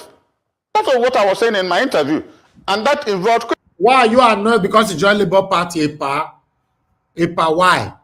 Even though we know you are trying to cover all your lies now, it's not making no sense anymore. If I were you, there's nothing wrong accepting your wrong and take the blames and move on. A lot of people will respect you. Like Rufai just brought it up that after fact checking you, what you're supposed to say, oh, okay, I apologize. No, you can never. You are defending the indefensible. You are saying, I never said so. I wanted to. He wanted to. I wanted to. Anybody that is saying that, no, what he wanted to say, what I wanted to say, what do you mean what you wanted to say? When you are talking, are you not listening to yourself? Even sometimes when they bring it to your attention, you still defend it. Epa, you are a liar. Citizen, that you must be able to have some principles of relating to those you are working with. About 3-4 weeks ago, he was in my house in Enugu, and we are discussing the same thing. I say, in all things you do, give proper information. He was in your house. He's just being careful and not go pointing now. Now, Peter Obi, I blame. Although I don't feel blame her that much because according to the rules, he can work with both or all of it will be satanic just for him to come in. That's why he's working with you. Peter Obi know you are a liar. A panotori. That's who you are. Communication to those you are discussing with. Don't take anybody for granted. Because people have laid a lot of, sacrifices, a lot of resources down in this journey. Rufai, that was what I was saying exactly. And in such doing, you have to criticize. Politics is about criticism, even if it's your brother or your mother running. But it doesn't have to be, maligning somebody's character. No. My question to you have to point out what shortcomings somebody has, especially if it's not working with you anymore. Very good. My question to you is, yes. Aren't you people leading Peter Obi to a slaughter slab by calling him to come and join a PDP that Wike has pretty much taken over and prevails over? That's my question to you. Aren't you people deliberately leading him to a slaughter slab? Well, yes, I'm coming to that. I'm coming to that. You see, when you make a statement that Wike has taken over PDP, he hasn't taken me over. He's my friend. I have serious disagreements with him when we don't agree. Even in the national executive meeting we attend, we had 2 national executive meetings in the past 2 months. There are a lot of people who don't support him. And he knows that. There are a lot of people, the national chairman doesn't support him. He might be friendly with some of us, but the national chairman hasn't left his seat as national chairman of PDP to go running after Wike. Wike wants to be in control, but I had told him, you cannot be working for an APC government and try to tell us what we do in PDP. One will have courage to tell a friend that one. It does not stop him from doing what he wants to do. And until we have a convention, what we're having in November is what we call mini convention. There will be no election. There will be no offices sought for, so that we don't create any problems before our major convention next year to bring out a presidential candidate. It is only when next year comes, because Wike had already said that he will support Tinubu in 2027. He will remember the futility of that statement when the convention comes next year, and we want to bring out a candidate and he interferes. Chief. Then you will see that what I'm telling you exactly is correct. Chief Ulasi, I asked you, yes, I'm good you are now focusing on Wike. Now, the PDP had a 119 member committee led by Governor Fintiri of Adamawa State, where the decision was taken to zone those positions. And there was a report indicating that, okay, so positions have been zoned this way. The bone of contention from the Wike group is that they are saying that the next chairman, substantive chairman of the party, should come from the North Central and that there should be no micro-zoning. Whereas other leaders of the party say, no, there's nothing wrong with micro-zoning for us to have peace within the party. Where do you stand? Well, I said, I thought I mentioned something like that when I started commenting initially, that in the next meeting we had, we said, if we have a contestable convention this November, the time is so short, it will bring a lot of, animosity within us. So we just do a normal midterm convention without running for any office until next year. So between now and next year, it's a long period of time. Like the party has zoned presidency to the south, it is likely, most likely, that next year the chairmanship of the party will come from the north. Which part of the north the party will also decide. These are not constitutional matters of Nigerian constitution, but these are the discussions we have to, bring, some kind of understanding within the party. There's nowhere in the Nigerian constitution that is specifically mentioned about zoning, but it talks about national representation, national interest, which means that every part of this country should be given an opportunity to be part of the system. That is what it means. A part of the life. Oh God. Let's take my last short video so we can move on. I can't. I'm frustrated as it is. I'm exhausted. I'm genuinely exhausted. I'm frustrated because even to command for the issue, not let me. You go on command, but when you hear the cries of the mothers of these children, you are frustrated. You can't take your hands off. Because I'm tired, I'm exhausted, I'm angry. The country, nothing is working. Nothing is working. And when you talk, you see idiots trying to define the same failed government. How do you explain? The only reason why this is coming out about NAPTIP is because these children have mothers. If they were orphans and they had nobody to look for them, you will take them to the north and Islamize them and nobody will ask. This one now just expose them because they have mothers. Me not say that they carry people who get mama go orphanage. I just found that now. That people that cannot take care of their children, most of them will take their children to the orphanage. All those food where people they bring, they're going to see chop small. The country is failed. So now because now this woman will be say 3 children, they where they pack. The other one where they serve for them where they pack it toddler. That's the reason why we even have the mouth to talk. Meaning this must have been going on for so long and nobody knows, nobody is saying anything because these orphans don't have anybody to speak for them. And you just come to this place, take children to the north, claim it's trafficking and Islamize them there? I'm fucking stressed. So tired. I'm tired. Don't worry, we'll look for a way around. Exhausted. I will leave. I go just do visa, come on, because when you listen to people like Kemi Badenoch insulting Nigeria on a steady, you'll be wondering why is she angry? Why is she angry? If somebody like me leaves and gets into UK politics, you think I will not rubbish Nigeria? I was going to make a video just now before that call came in, and then reality just dawned on me. It's not about speaking English, it's not about shouting, it's not about tagging these motherfuckers, it's about taking to the streets, it's about coming outside. I see some comments, hey, they're going to arrest him, madam. Nothing, we are pushing up your mouths. Let them arrest me. What the fuck? Look at the country we are living in. Look at what we are going through. What the fuck? They're doing all these things because they know that all we can do is stay online. You will not come outside. Tomorrow, Natasha is going to try to resume, and then we try to stop her. You will not be there to insist. Nobody comes outside. How are we going to talk about NAPTIP for the past 1 week? And the government has not said anything. They are telling you that they took these children from this orphanage. These are their mothers. Their accusations are wrong. You are not doing anything. And you are government. What the fuck? What the fuck? Nonsense. It's nonsense. This is nonsense. I'd rather die than live like this. I'd rather they just put me in prison, poison me, let me die, than live. I can't. I'm not built to be a coward. I wasn't born to be. I'd rather die. I'd rather just die than live like this as a Nigerian in my own country. May I go UK, go be slave. May I go Ukraine, go be slave. I can't be Nigerian, be a slave. God forbid, I'd rather die. Nigerians, wake up. You need to wake up. I was seeing comments into the North page and they look and they shake my head. The judiciary will tell the Senate what you are doing is unconstitutional, and Senate will say go to her. Do you know this painful part of this yelling, shouting, expression, or rather expressing our concerns over the dilapidating of the country is that you will see 1 or 2 persons that will come in to insult her. And I went to our comment section, I saw a lot of them. who were insulting her, that, hey, enter house. Now only you in Nigeria, you are making noise. You are this, you are that.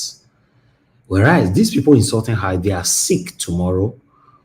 They will use the useless hospital they have in Nigeria. Every bad thing that is currently happening right now in Nigeria can affect them. Yes. Today, I was forced to post my British passport because of what somebody used on me. Somebody used a word on me.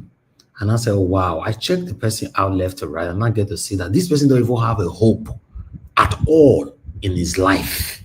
No hope. He have never traveled out of Nigeria before. Looking at him, you know that this person will die and suffer in this country, Nigeria. I have to post my British passport to let them know that by God's grace, not by grace, by God's grace, we have second option.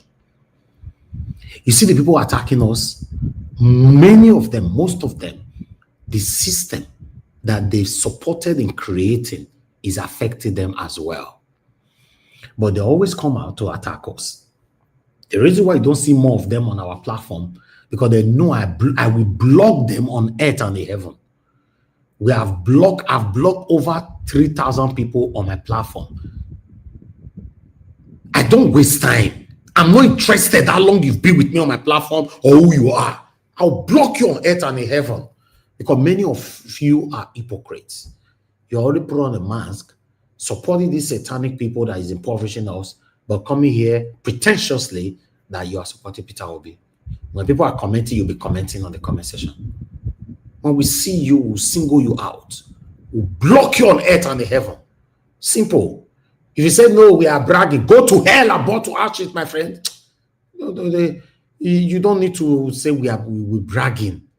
Go to your room and be leaving your comment. You don't have to bring it here. With the pain that people are facing right now in Nigeria, you will still see some of them come out to tackle you, to insult you, that you talk too much. Some of them will come here and say, oh, you guys are just talking on the media. Just imagine that statement. That statement is sickening. They'll say, you guys will just be talking, and there's not. Just imagine that statement is sickening. Somebody who spend their time, put their life out there, take risk, do everything, put their resources and everything. You say they just talk and talk. You should be blocked on earth and in heaven. Maybe we'll get another worse thing. We'll take compare fire for someone will still block you there. The situation of Nigeria is terrible, my people. I'm here. I'm seeing it. I left Nigeria back in June. I was in the UK for a month and 3 weeks or 2 weeks.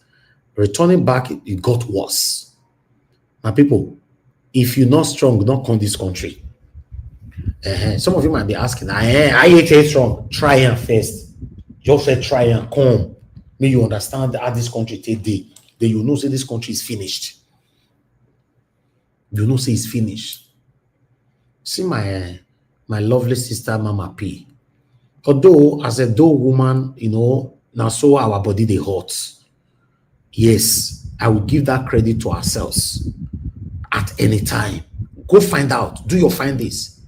All the front runners calling out the government in the whole Nigeria, find out. Now, those people now the front lane. And we are calling more people to bring themselves out. It is difficult for them to come out. Some of them are tribalistic. They are satanic. I don't know how to describe them. Yes, find out. Just find out all the other people you know that is online. We are calling out this any government that is doing wrong. Back to back. And I don't know why many people are staying back. I'm happy that God blessed me with some of my wonderful people here, my Yorubas, Igbos, and my Niger Delta people. They're coming out now gradually. But I want to see more of them running the platform. You don't have to be here. My main reason why coming out every day is not you must be with me. I want to see everybody talking. You heard Mama P talking just now. Come out. You don't say come my platform. Come out. Speak with your platform, no matter how small is your followers. Let's speak. It's not working. It's not working. It be like you get powder where they spray for our eye. Where they reduce us to where we did so we'll know the fit talk. Or rather, maybe we fight ourselves. We are very good at fighting ourselves. I'm very, very good. It's very unfortunate. Look at my state. Satanic Obaseki ruled for a whole 8 years and he ran away. As we they talk, so Obaseki is still on the run. We see him just now for the conference where they say they do for Ghana. Obaseki refused to visit Edo anymore. He's on the run. Go ahead, do now. For those of you supporting Obaseki, go ahead, do carry your own camera before you argue with your ancestors, with your head. Go ahead, do with camera. All the road what Obaseki do before he left office. Go and do it yourself. I don't want to do. I mean, not to say we hate him, as some of you always say on this platform. Say your mama if you still get mama. Say your papa. If you never get, wake them from heaven, from the grave where they did. Make them go help you record and make them bring her come. Wake them. As Obaseki key do.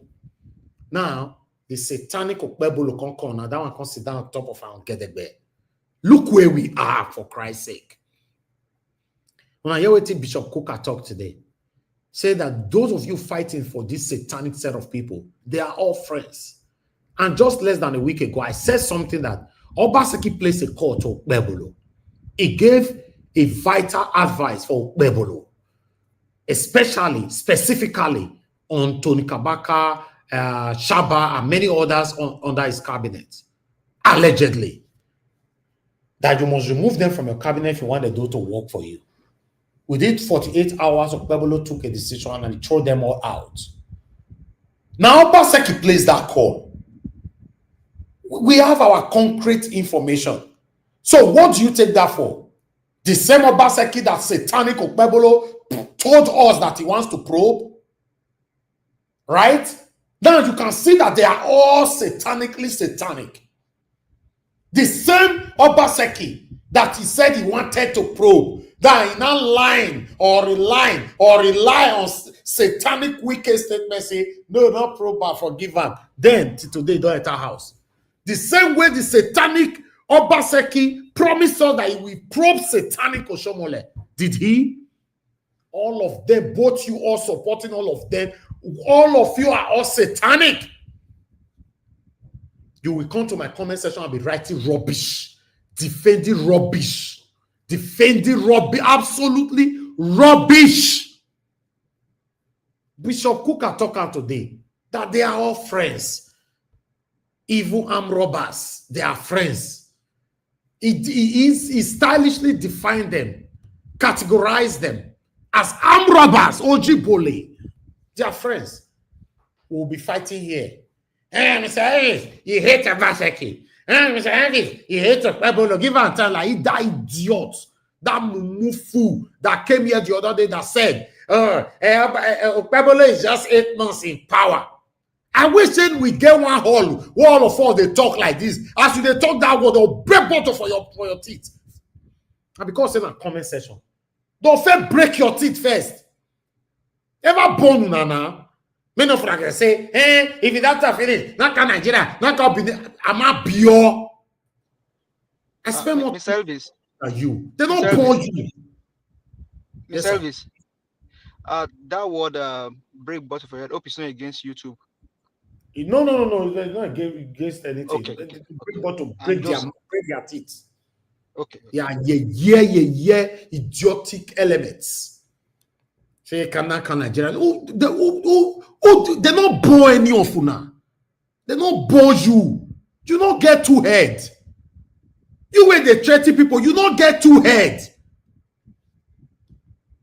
Look where we are today. May God punish all of you now. Where they support all the satanic leaders, where impoverish Nigerians or reduce Nigeria or Nigerians or Nigeria to where it is today. It's very unfortunate. My people, I will continue to let you guys know that the country is not working. It's not working. There's no need to, yes, I will blame Tinubu today, but if we have to be realistic, tell me, even before Tinubu, was the country working? So all of them have gathered themselves that they will always come to the office and complain, complain, and they will leave office after 8 years. Yes, that's why Peter will be talking and say, you need to know what you are coming to do. Don't come here and start complaining. You saw it first. That's why you decided to come in to repair it. So Okpebolo is blaming Obaseki, right? You saw it before they put you there. It paid me, Sha. And the painful part of it, more than not versa, they always reference to my state, but that's my state. I know more there than every other places. It paid me safe. Majority of our front runners youth in those states now all have been captured. Can't you see everybody silent? Tell me how many people are actually criticizing Okpebolo as front runners youth?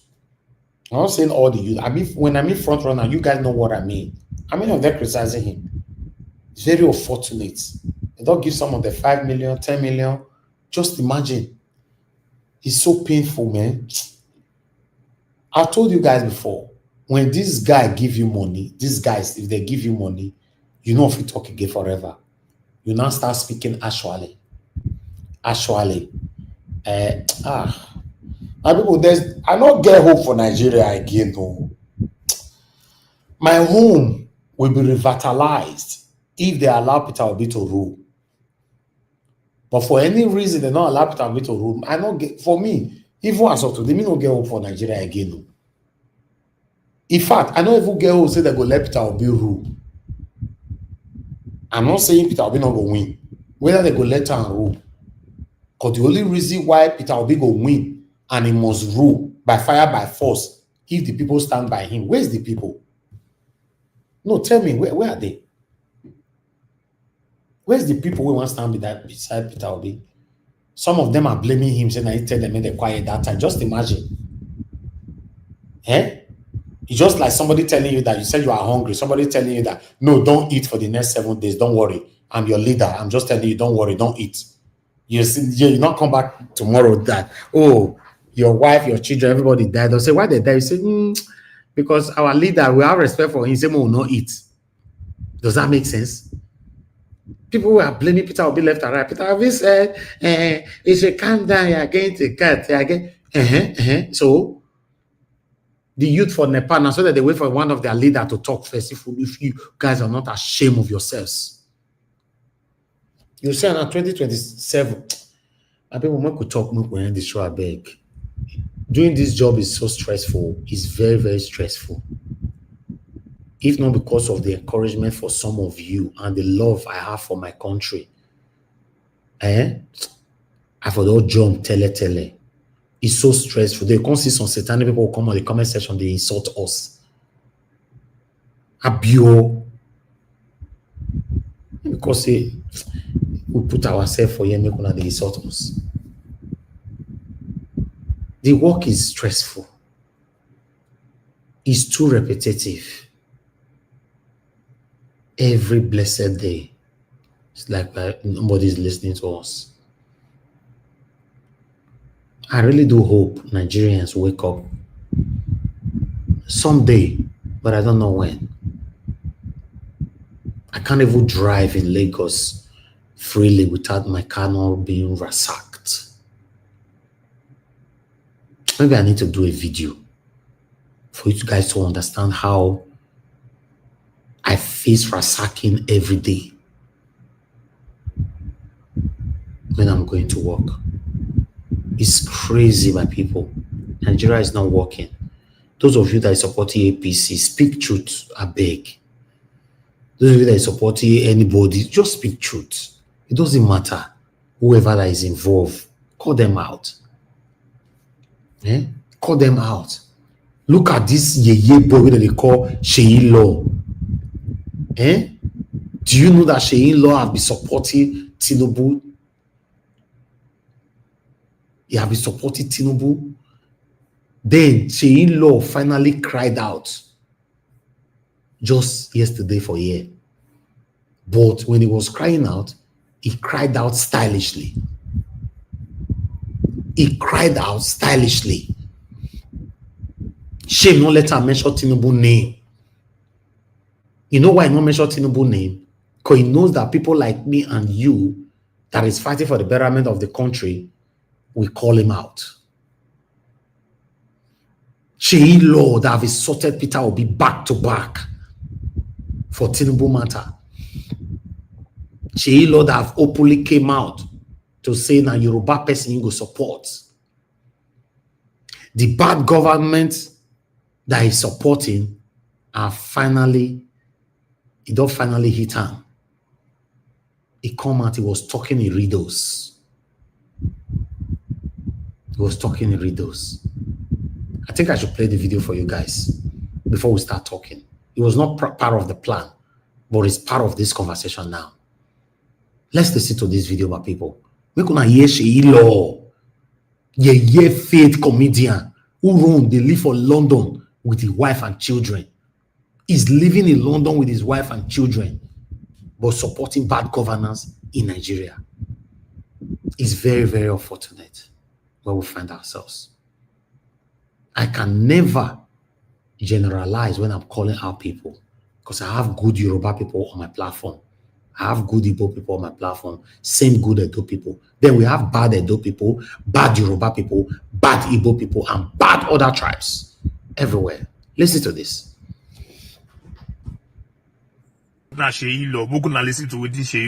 Your Excellency, Barrister Rotimi Akeredolu, this is not a fight with you.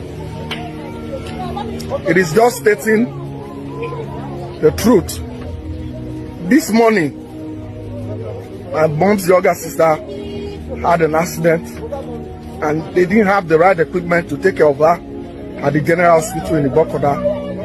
And in just some few minutes, she's been pronounced dead just because she fractured her neck in an accident.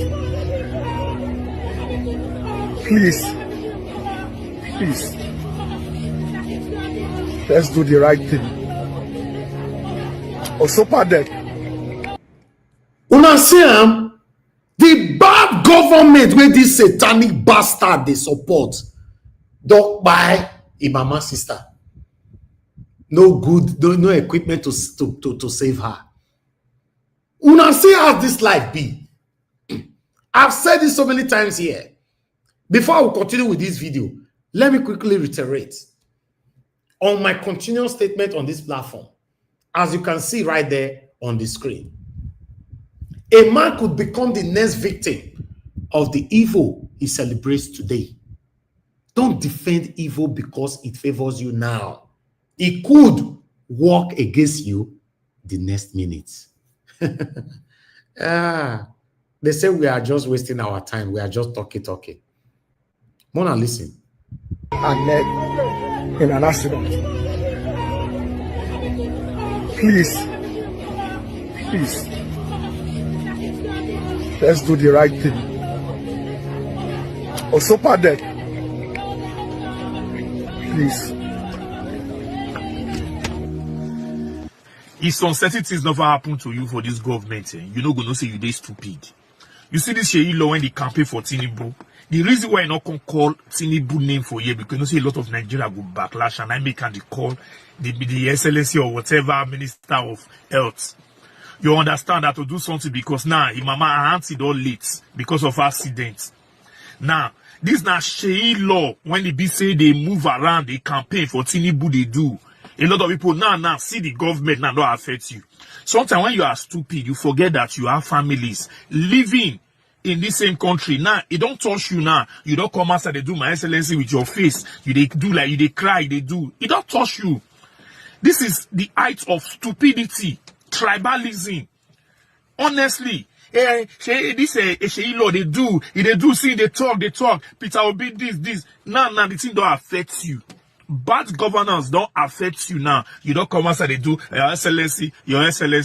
I just they laugh. I don't have anything against the dead. May I so rest in peace.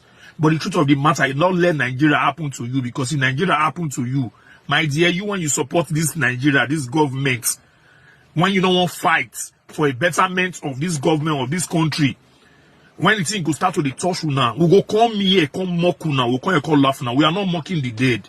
But you, Sheyi, come make this video because you have been supporting this government for day one. Even though you know that this government is failing, you are still supporting them.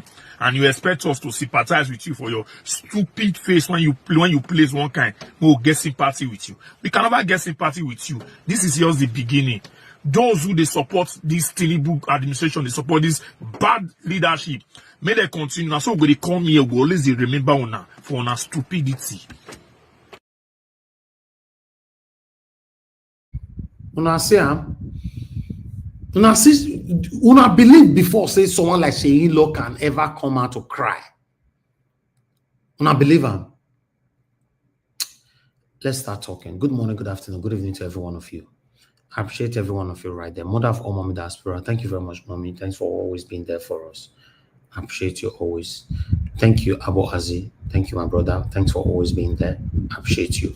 Thanks, Clifford Ezebo, Mike Hyonbari, Kisdogera, Ima, Yusuf, Eden, and many others right there. Many of them don't comment today, not be small.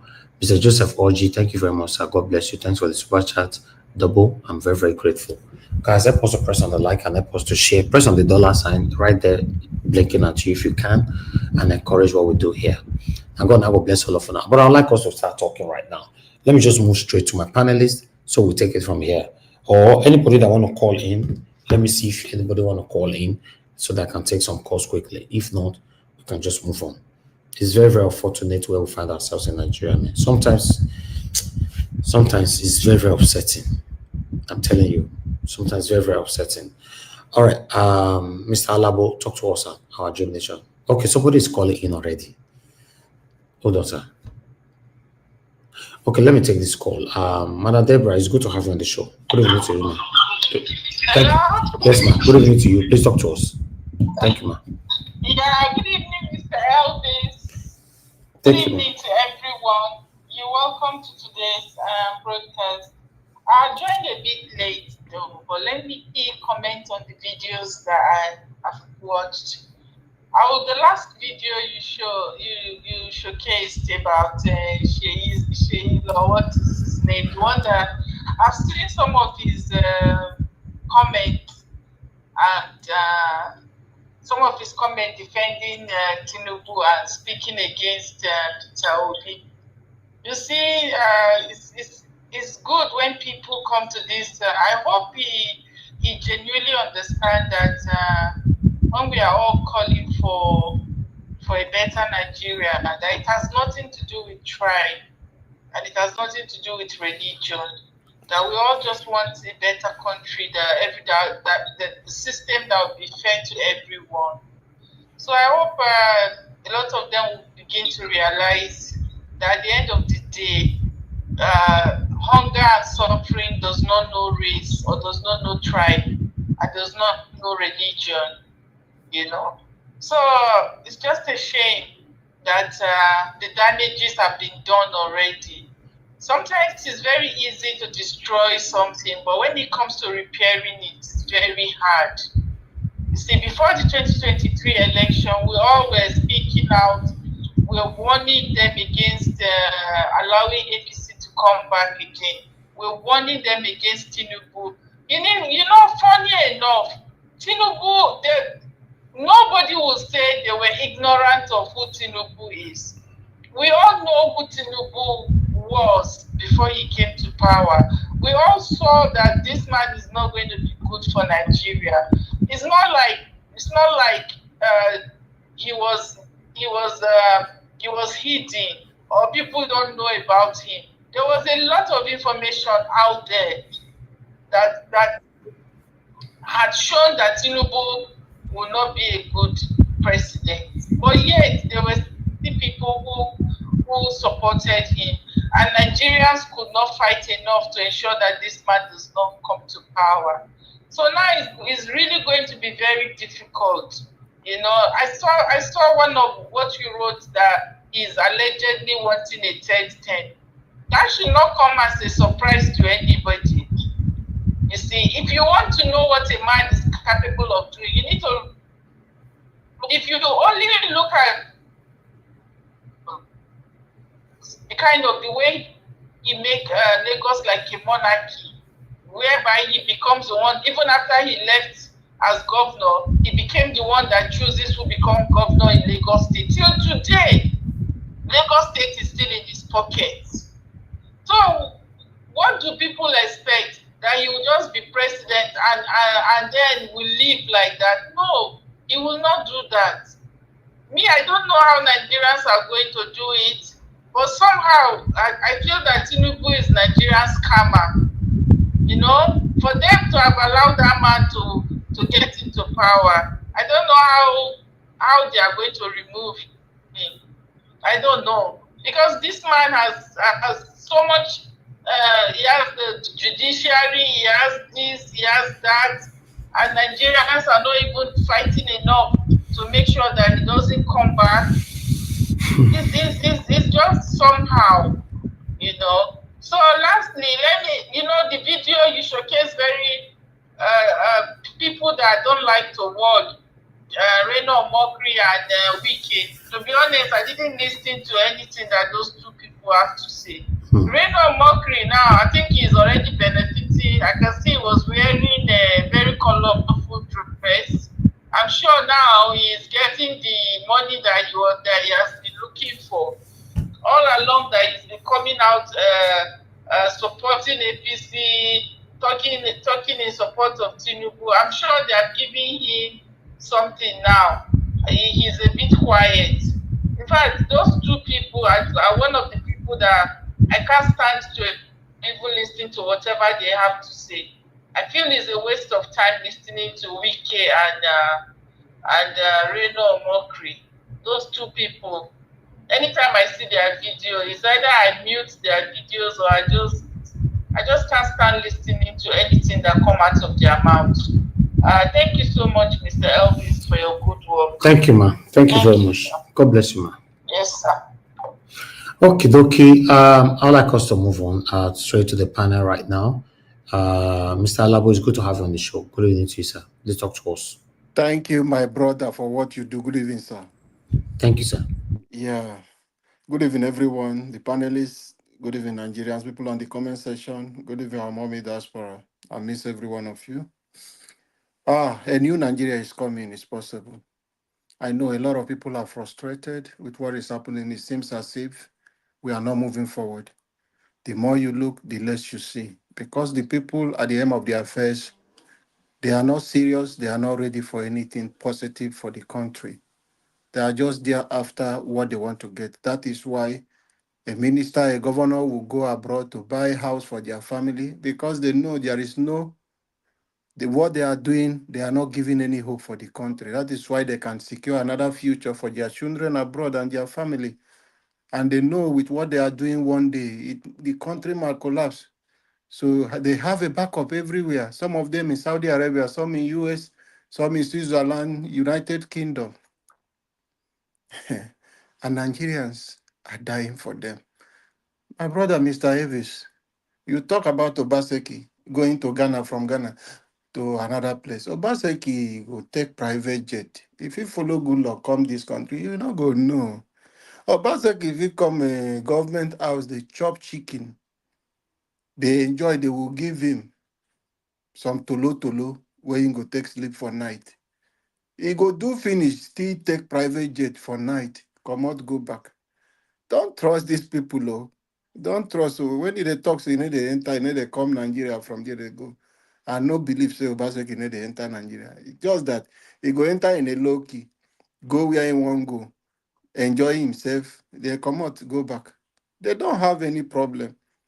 If you listen to Bishop Kuka, he don't tell you say, no matter what you see, we Fubara they fight, I think they fight. When it comes to sharing formula, all of them will sit down in one room and disburse the money and share it, no quarrel. So I don't want us to see these people as if they have any good plan for the country. Now, it happened to you when we will be shouting that evil you fail to condemn today may consume you tomorrow. Is it not happening? A lot of people you see on the comment section attacking people, insulting Mama P, or when you put something, they come to insult you. Some of them are part of those people, some of them 20,000, the politicians are dashing them. It's not about they see that as if that is the whole hope they have for life. So they come and attack you, they come and do something. That same people, if you go and see their lifestyle, where they are living, how their condition is. But that 50,000 they are getting monthly from those politicians, they see they can even buy their own brother because of that 50,000. They will burn down houses because of that 50,000 naira. They don't care. So the people have programmed and manipulate the people in a way they just see politicians who will come and build one road. They see them as a messiah. It just feel like you working in your office doing your normal job. That is the same thing with politicians who we employ them to come and serve us. So when you construct one road, like they do in my place, like the FCT minister is doing in Abuja, construct a road of 2 billion, then you use about 1 billion naira to do reception. So it's nonsense. How many places have you traveled to see that they construct road in Italy and they are commissioning it? That they construct one house or one place, they build a factory, even factory that will create job for people. Nobody celebrate. But Nigeria is a thing. People will say, when you even talk to them, they say, they don't do it before. This one we do now, you no go praise them. It is their responsibility, it's your responsibility, it's something for them to do. You do it and open it, people will see it and start to do. You don't need to waste resources inviting former president, inviting former governor, inviting these people. You lodge them in a hotel, you bring people, you spend almost half of the money you use for that project. Some people, they even build small thing, 1 kilometer road, they will invite everybody full, share money to commission. My brother, many people are giving up, but I am here to say, let us not give up. If we give up, who will take the country for us? Who will help us fight? That is why we will not give up. That resilience for everyone, that determination for every one of us to push, to take back our country, because that is the programming they are doing. They are frustrating you the more that you will give up. I hear Mama P crying. I feel for her because the frustration is too much. But I'm just encouraging everyone not to give up. It's how they design it. They are designing it for us to give up. When you give up, they continue looting. They will continue destroying the country. So where is the hope for your children, for your next generation, if we allow them to destroy the country now? Because these people don't care. I'm telling you, 40 years to come, all this set of people, you might not see them on the planet Earth. But the accident and the things, the atrocity they have committed, we want people that will even come in 60 years to come. So we should not allow them. We should not allow them. We should not keep quiet and say because we are frustrated, we want to give up. No, I know it is not easy. The more you look, the less you are seeing. That is the Nigeria for you. You think you are making one progress. That one progress they are making, before you wake up tomorrow, you see like 1,000 miles setback. So it's frustrating. It's frustrating. I understand. But I want to encourage us Nigerians not to give up. That is what they are doing. They are pushing us to be more frustrated and give up. You will run away. You will decide, I'm not going to put my mouth again for Nigeria matter. They will continue. You that said you don't want to go and register for PVC, statistics is having it in Southeast, there is a low turnout. You are not interested in the country. The country is not divided. The things happening in the country is still affecting you. You don't want to vote. Even if you vote, you don't vote, you say your vote is not counting. When the wicked president enter, it will still affect you whether you vote or not. So why do you want to sit down? I like using this Bible story of the 3 leopard men that were sitting at the gate. Those people sat at the gate and they do not allow them to come into their country. Most of us who understand Bible, you know this story. They could not go into their home place because they have leprosy. They will not allow them in. They are hungry. Nobody is coming close to them. But these 3 people were the people that said, if we sit on this gate, we will die. Instead, let us go and die in our enemy's camp. And they take a step, and God moved with them. They are the same people When hunger came for that land, they were the same people that liberate their own community. They were the people that brought food because the enemy surround their community. They can't go to farm. They can't do anything. People cannot eat. It was these three people they rejected. The frustrated people were the people that brought liberty to that community. If they remain there or they give up, would they have the opportunity to liberate? So a lot of us who are speaking out today, even you that think you are not speaking, you are just sitting down, you are frustrated, you want to give up. Don't give up. We have responsibility. All of us are on earth for a special assignment. Finish your work before you leave this earth. Your legacy will speak for you. Even when you are here or when you are not here, people will remember your name for good. Our name is sounding till today. Even people who are not born, they will hear of them. A lot of people will talk about them. Jack on them, people will remember them for what they have done. So do your good thing. Yaradua is there today. They still remember him for little things he have done for his few time as a president. So when you do good, people will remember you for the good thing you have done. So let us not give up. No matter the frustration you are seeing today, let us continue to push. Let it be activating point for us to give us more energy to push. We will not allow this criminal continue to run away with our country. They have grabbed it. They are running away with it. And they want to install their agent everywhere. They want to take over every institution, which they have already done. We don't have institution in Nigeria anymore. DSS cannot stand and challenge the presidency. The Nigeria police cannot say no to governor or the presidency. The National Assembly, Akpabio cannot say no to Mr. Tinubu, the president of Nigeria. No institution is functioning. Judiciary are not independent. INEC is not independent. So we are going down, and if we keep quiet and we remain silent, they will destroy the country. You are doing it not just for you. If you are happy and you are alive to enjoy the fight you are fighting, you will be happy to celebrate it. Even if you do it and your children come to enjoy, wherever you are, they will remember you for that good work. Please, let us not allow. This is the plan they have to frustrate us to give up, to decide to sit. They are giving you to feel as if there is no hope for 2027 election. And when they do it like that, when the place is counted like it happened in Rivers State, the next week cannot write result. Even him as a governor, his victory as he won as an election in Obiakpo, where he come from, he did not get up to that for general election, the whole state. But for just local government election, he wrote results. Rivers people do not come out to vote. So in 2027, if you say you don't want to register for your PVC because of what you see the APC are doing to you, which is a deliberate something they are doing to make Nigeria, to push us away. If you sit in your house, even if it is 3 people that voted him in, remember what happened in Abuja? The 25% those English was no longer valid. So if you like, you should vote to say it's not 100 people. People will not get how many percent for him to do. No law, no institution will tell him not to sworn him in. He will still become president. So let us come out. If you don't have your PVC, go and register.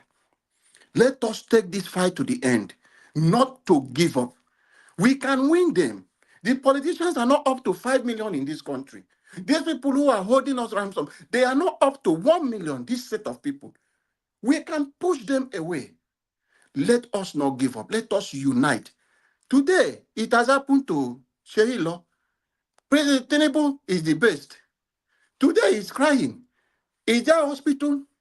If that person is in abroad, yeah, he will have medical attention that people can resuscitate or do a lot of things to bring them back to life. But because of poor hospital, we don't have a healthcare system. And he doesn't have money to fly the sister, the auntie or the sister abroad. Now, he's suffering it. Tomorrow, he will still come to campaign for Tinubu. Thank you, Mr. Najawash, and God bless you. Thank you very much, my brother, Mr. Alabo. God bless you, sir. Thank you for that wonderful submission. My people, I beg, Emma, can I help us press on the like? Normally, the other word is called thumbs up, thumbs up, thumbs up. But it's much easier for us to use the word like. I'm gonna press on my back. And if you can share, also help us to share. Okay, let's hear from Give Us a Mandate if you are there. Let somebody else go. I'll come. Okay. Mr. Jonathan, thank you, sir. Good evening to you. It's good to have you on the show. I don't miss Nataya. I did see 78 years whenever come talk with they affect us for Nigeria. Yeah. Anyways, it happens like that once in a while. Mr. Evans, I greet you. Sir. God bless you. Thank you, sir. God bless you greatly for the good work you are doing. I greet my fellow panelists. God bless you all. You're welcome. And Mommy Diaspora, good evening. I greet you. God bless you abundantly. And all my fellow commenters, callers, I greet you all. God bless you all greatly. You're welcome. Just one or two things that I just want to address. The first thing is the PDP man, as they call them in Nigeria. In Nigeria is where you see different, they use names, big words. Sometimes some of them, it's part of our problem. You think it's not, you don't understand. You see, that one, you don't just put it under the bonnet. It's part of it's a major problem. Is in Nigeria where they will use party chieftain. Me, I never hear them anywhere in the world. I never hear them. Countries that have working democracy or a working system. I've never heard that thing. Chieftain. If you have heard it in any country where you are living right now, please, you can put it out there for us. It's part of the learning process, part of education. Let's know whether they use the word chieftain. It's only in Nigeria we hear party chieftain. So Dan Olasi, the PDP man that came out, is part of the problems that we have in Nigeria. Nigeria is a country of lies. Period. You can't spin it anywhere. It's a country of deception. Period. Those are when you talk of facts, those are facts. In fact, empirical, it will be a child's play. They are proving established facts that Nigeria is a country of lies, is a country of deception. That's why you see it play out every day. That's why the lies of this PDP man, Dan Ulasi, can come out and be lying to us brazenly that he never criticized Peter Obi. They are so free to lie, to come out to the public space and say things that suits them just to gain public support. If it is even to gain public support, I think it is good or it is better. In their own art of art, wherever they sit at that particular moment, their intention is to deceive. If you want to gain support, there's nothing wrong in gaining support. You can do whatever you need to do to gain support. But it is never, and I'm not going to say it is not sometimes, it has never been the case of Nigerian politicians to gain support of the people. Their primary objective is to deceive. They know it. That's why they will come out and they will deceive and they will lie. So where do you want to start from? Everything he said there was pure lies. Because he had a journalist there in the likes of El-Rufai who pressed and pressed and pressed to expose him, his nakedness, much more. Otherwise, he would have done it successfully. It's a normal thing in Nigeria, the way the likes of Oshiomhole will come on board and lie all through. The way Daniel Bwala of Tinubu will come out and lie all through. The way Moka will come out and lie all through. There is no single iota of truth. I said it, single. I'm not saying that, there is you cannot find one or two. No. Everything they will say from A to Z, everything, every bit of them They're all lies. All lies. When the head is rotting, what do you expect? The president, Mr. Tinubu, came out the other day in Brazil. He said there's no corruption in Nigeria. There's no more corruption in Nigeria. What do you expect? Just 2 days ago or thereabout, I was doing my own thing, just following the news. I saw the finance minister. He came out. He said the Tinubu government had so far distributed 330 billion naira cash transfer to poor Nigerians. It's like, I just wish there is something that could be done right away. These people should be locked up. Honestly speaking, 330 billion naira has been distributed. This money, these are the money they will use in 2027. Where is 330 billion in Nigerian space? Because I can guarantee you one thing. If 330 billion enter into the Nigerian space today, because most the people that will get it, all of them, essentially they are poor people. So that money is going to buying. They are going to spend it on buying. There's nothing like they want to save. That is what they call it in a normal society. They call it stimulus. It will stimulate the economy because the people that are getting the money, immediately they are getting the money, straight away some people are going to pay their debt, the one they have owed the mama, the Gary seller on the roadside. Oh, the debt I've owed you, the 5,000 naira, they are paying it right away. The one that is going to buy tomato, they are buying it right away. The one that is going to buy, change the uniform of his or her children is going to the market. You see, that money is entering into the economy. That is normal.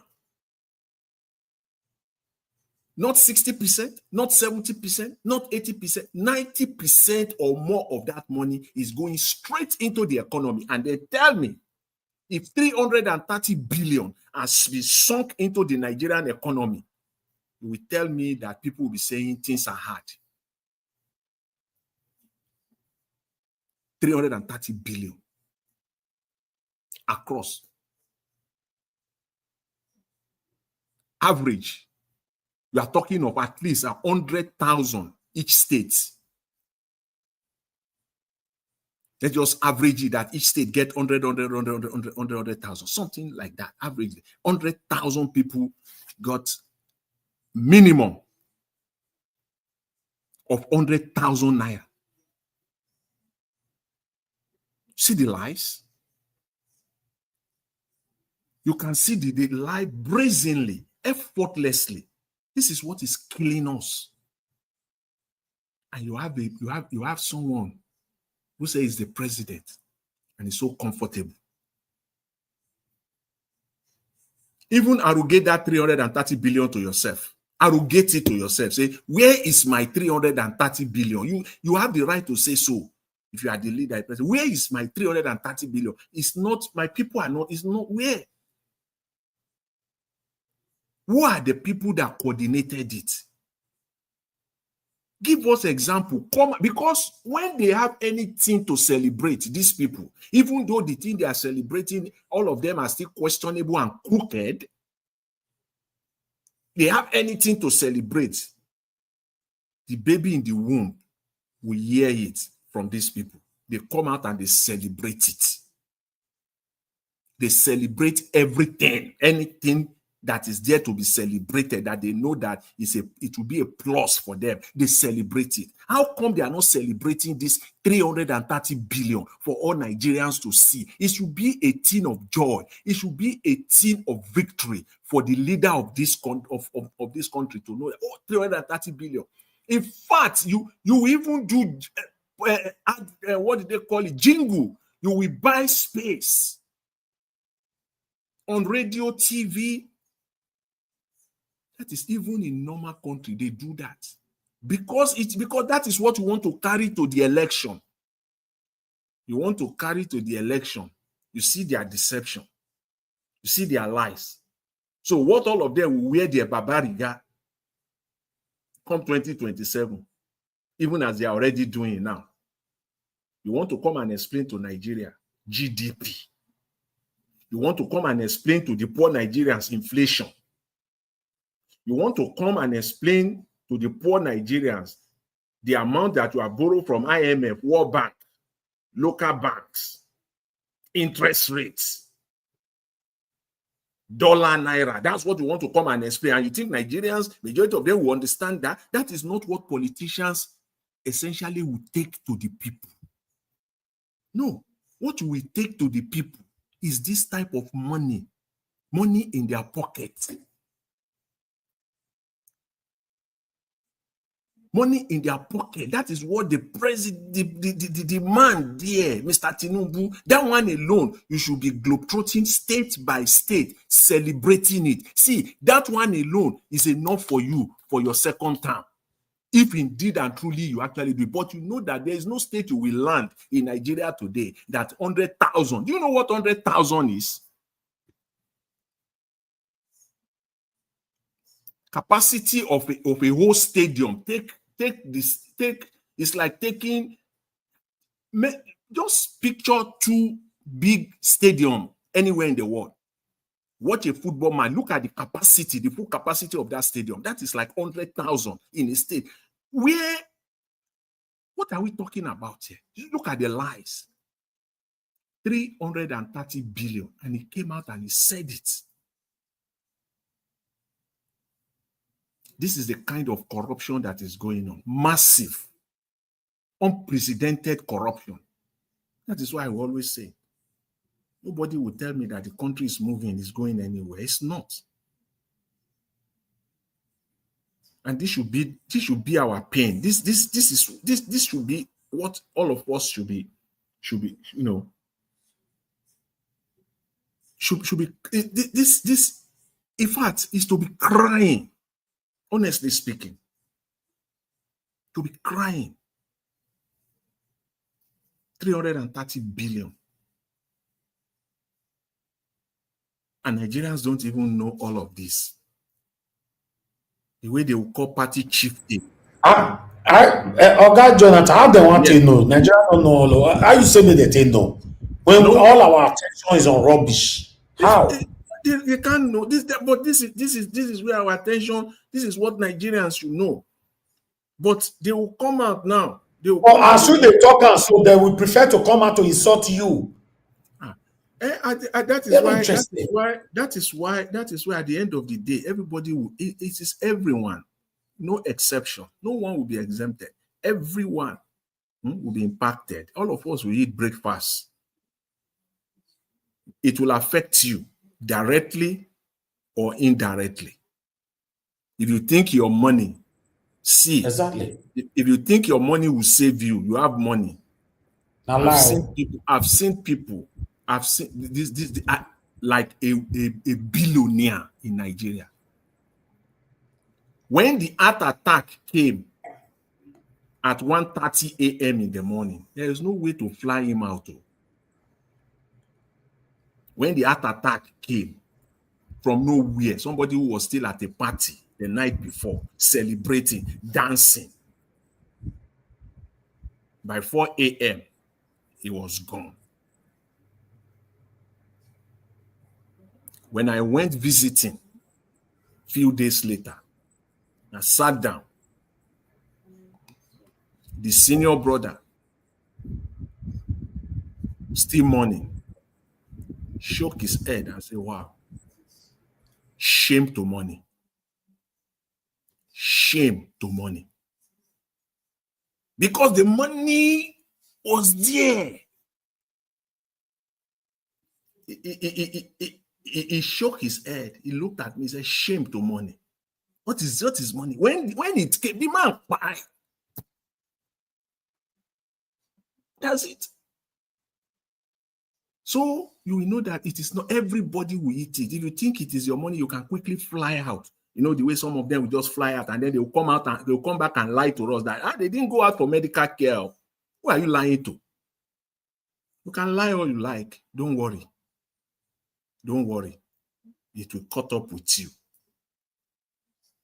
When it comes, you will know that money, you will know that you say shame. Because if money can carry itself and begin to function and do things itself, they will carry this family friend. They will carry the man. They will carry him. The money will lift him and land him. The money will land him in the US. Before you do any arrangement, do whatever, it's all over. So shame to money. That is the life. Everybody will eat it in Nigeria. So don't think that you are covered. If you think you are covered, you are not covered any damn thing. You are not covered. You are not covered. The country is just so. My brother just said now. He said they are not up to 1,100,000 that are holding Nigeria down. See, they are not up to 10,000. For me, by my own estimate, I stand by it. They are not up to 10,000. They are not up to 10,000. If you deal with 1,000 people in Nigeria, I said a group of 1,000 people in Nigeria, Nigeria will never be the same again. You see those 1 million, those 100,000 people under those 1,000, they are sycophants. They are sycophants. They are their town crier. They are not the people. Just 1,000, set of 1,000 people. Deal with them. Nigeria will never be the same again. What am I saying in essence? Nigeria is a country of lies, a country of deception. And until those that are pretending over it right now make that turn around, to be honest, to be truthful. I saw also the other day a sitting senator, by my own estimate, I can't count, but at least by my own estimate, look at the video, spent almost about 10 billion to 10 to 15 billion naira distributing money or one item or the other to people in his constituency in Ogun State. That is the Ogun South Senatorial District. Where did he get it from? I don't care what amount they give to them for constituency project. How could that be if it is not an anomaly, an abnormal country? One senator, and I'm just being conservative, what he gave out this past weekend at that event, a few days ago, at that event, I'm just being conservative, saying 15 billion. It will be 3 times of that. And there are 109 of them. Give all of them that same amount. We are talking of money that is over 500 billion, going to 1 trillion, that only 109 people have access to in Nigeria. And you say Nigeria will move forward. There has to be a turnaround. There must be a turnaround for Nigeria to move forward. Because this is what is causing the frustration. A lot of people are frustrated. They don't even know what to do anymore. But don't let us be frustrated. Let us continue to talk. Let us continue to hold them accountable. Let us continue to expose them. And that is how we'll get that's how Nigerians will be liberated. Thank you. Mr. Elvis. Thank you, sir. I'll leave it there for now. Thank you very much. I appreciate it. So Jonathan, thank you, sir. Thanks for coming to put a voice to this. Giving them these figures, I'm always happy when you pass it to them. Unfortunately, majority of Nigerians are not aware what is affecting us, what is hitting Nigeria right now. They're not aware. The only thing they're aware about is with the hungry, that's it. But the causes of it, they are not too interested. Or, if you ask majority of them, what is the name of their president? Some of them don't know. Maybe they might know because Tinubu's name is very, very popular. But ask them of the vice president, what's the name of their vice president? They don't know. Ask them, who is the name of the Senate president? I think I should do this video Make una put out for comment section. I want make I go on the street, make I ask them this question. Just say yes, yes or no. Let's see. Let's do voting. I think I should check the ignorance of Nigerians. If I have the time, I need to carry camera, I and my team to go on the streets. But if you're going to do that, sir, now to what had just been said now about the 300 and something billion naira, also add that to it and ask Nigerians, are you aware that 300 and something billion naira has been injected into your economy to stimulate the economy? Because what you just explained now is to wake up, is to like beat the economy. Or bandy, like you tap and say, okay, wake up. That's the essence of that money. They put the money to just tap the economy and say, you know what, just wake up. And now the only way you can tell which you and I know is lie. There is no way such amount of money will enter Nigeria that Nigerians will not celebrate. Now, the last time somebody talked about 50 billion that has been put in Nigeria economy, and I asked him, and I'm still asking him, where is the 50 billion naira? And that much you can do is 300 and something billion. They said their Nigerians are over 200 million, right? Divided by 200 million Nigerians, and see if Nigerians will not be dancing on the street. If Nigerians get 5,000 today, they will go on the street and be dancing. So because that is not happening, is a lie. And so you can add that to your as you go on the street, ask them, are you aware that the Minister of Finance said they put this amount of money in the economy to stimulate the economy and things like that? Okay. Thank you, my brother. Mr. Jonathan, please, if you are hearing me, can you write me just 4 questions? Let me add to what I have. I think we need to enter straight. Let's see how we can sanitize these people. Mr. Jonathan, you hear me, sir? Yes. Yeah, please. I need 4 questions from you on the WhatsApp, please. Including this 30 billion that we just discussed. Bullet point it. 1, if they are aware. 2, if they are aware. 3, if they are aware. Then I want to ask them other easy questions. Very easy questions. Then possibly to how many of them get the money? How many of them get part of it? Because they say poor Nigerians, right? And so you're gonna go into the gutters and ask poor Nigerians, because and that implication that they put themselves is that, and thank for bright minds here. Now, when they gave stimulus in America here, well, I mean, see, I'll say it again. You don't know what you are doing today, but 20 years time you look back, because the analysis that he gave now is just spot on. When they gave stimulus in America here, even those that were working government work, earning money, earning maybe 6 figures, they were dancing. You know what $1,200 mean then, or maybe possibly $3,000? People were dancing, they were jubilating, because why? It will cushion some effect. So if you ask the poor Nigerians, how many of you get part of that money? And this is how we can also begin to torchlight them and begin to bring this government, and then also give Nigerians awareness of the evil that is being done to them and why they need to wake up. So these are how we can activate that waking up of Mama P. We can wake them up by going to them. If Nigerians, if you have a question, guys, just put it on the comment, put it on the WhatsApp to me. Let's put everything together. We need to enter streets because not all of them are listening to us here. So let's enter the street. Let's hit them on the streets and ask them some very, very vital questions. Because these people, they are not aware. So if you are not aware, we need to let them know. They are not aware. Everybody's just walking like that, minding their business. They are not sure what is affecting them. The only thing they are sure about is that there's hunger. That's it. What led to the hunger? What causes the hunger? They don't seem to be interested. So talk to us, sir. Good evening to you. Okay. No, I can talk if you allow me. I can talk now if you allow me. Okay. Go ahead, sir. Thank you. Give us a birthday. Thank you. Well, thank you very much. I greet you. Thank you for all that you do. Thank you for always holding forth. Panelists, I greet you all. Comment section, I greet everyone. Thank you very much. Mommy, that's where I greet you. Thank you very much, ma. Now, maybe just to close on Mr. Jonathan's questions and maybe what you spoke about.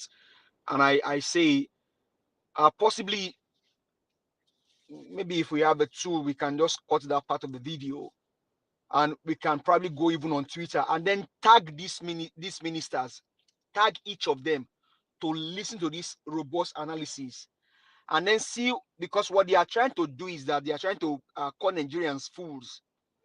Now that you got, how much is the figure again, Mr. Jonathan? I wasn't here to see those videos. So that amount of figure, you cannot have, as a matter of fact, put 50 billion in Nigeria economy. Let it just be there. Truly give those money out to the little entrepreneurs, give those money out to the manufacturers, and let them just go and do their things. You will see a change in the economy. And that is why it's like this, because Nigeria is not producing anything. Nothing is being produced. Nigeria is a consuming country. And if you are not producing, you are only consuming, you are destroying yourself. And that's why the cry of Peter Obi is very, very spot on. That the vast land in Zamfara, the vast land in Niger, the vast land all over the north. And then you have our farmlands in those states. These things we can close our eyes to oil. Leave oil for the next 5 years, the next 6 years, and just go on farming. Go to Onitsha, where you see leather being produced, shoe. This Italian shoe that they are crying about today, forget about Italian shoe. Go Onitsha, go Aba. Let my Igbo brother design shoe for you. Let female cobbler do shoe for you.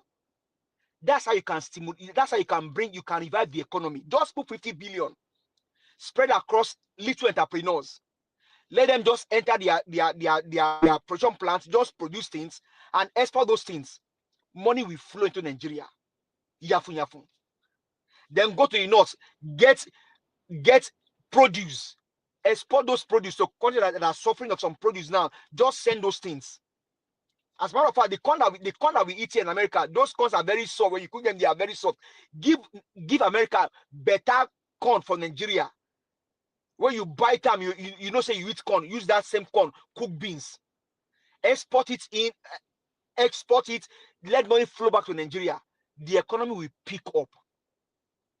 But these guys are just lying, destroying the nation. And that money that you talk about, it's not for election only. That money is not for only election. An example of what that money did is for Sheyi Law. See, if you are saying Tinubu government, the fake president, his government buy Sheyi's auntie. No, Tinubu government did not buy Sheyi's auntie. Sheyi was one that buy his own auntie. Ask me why. The money they would have used to build the hospital, they gave to Sheyi and said, Sheyi, lie on our behalf. The money they would have used to tie road, they gave to other mainstream media, apart from it, except the exception of Mr. Elvis. Allegedly, some of them, they got money from them. Now, those roads are not tied. That road, they have paid them to buy their family, because in the long run, their family will travel on that road and they will have us and then they will buy.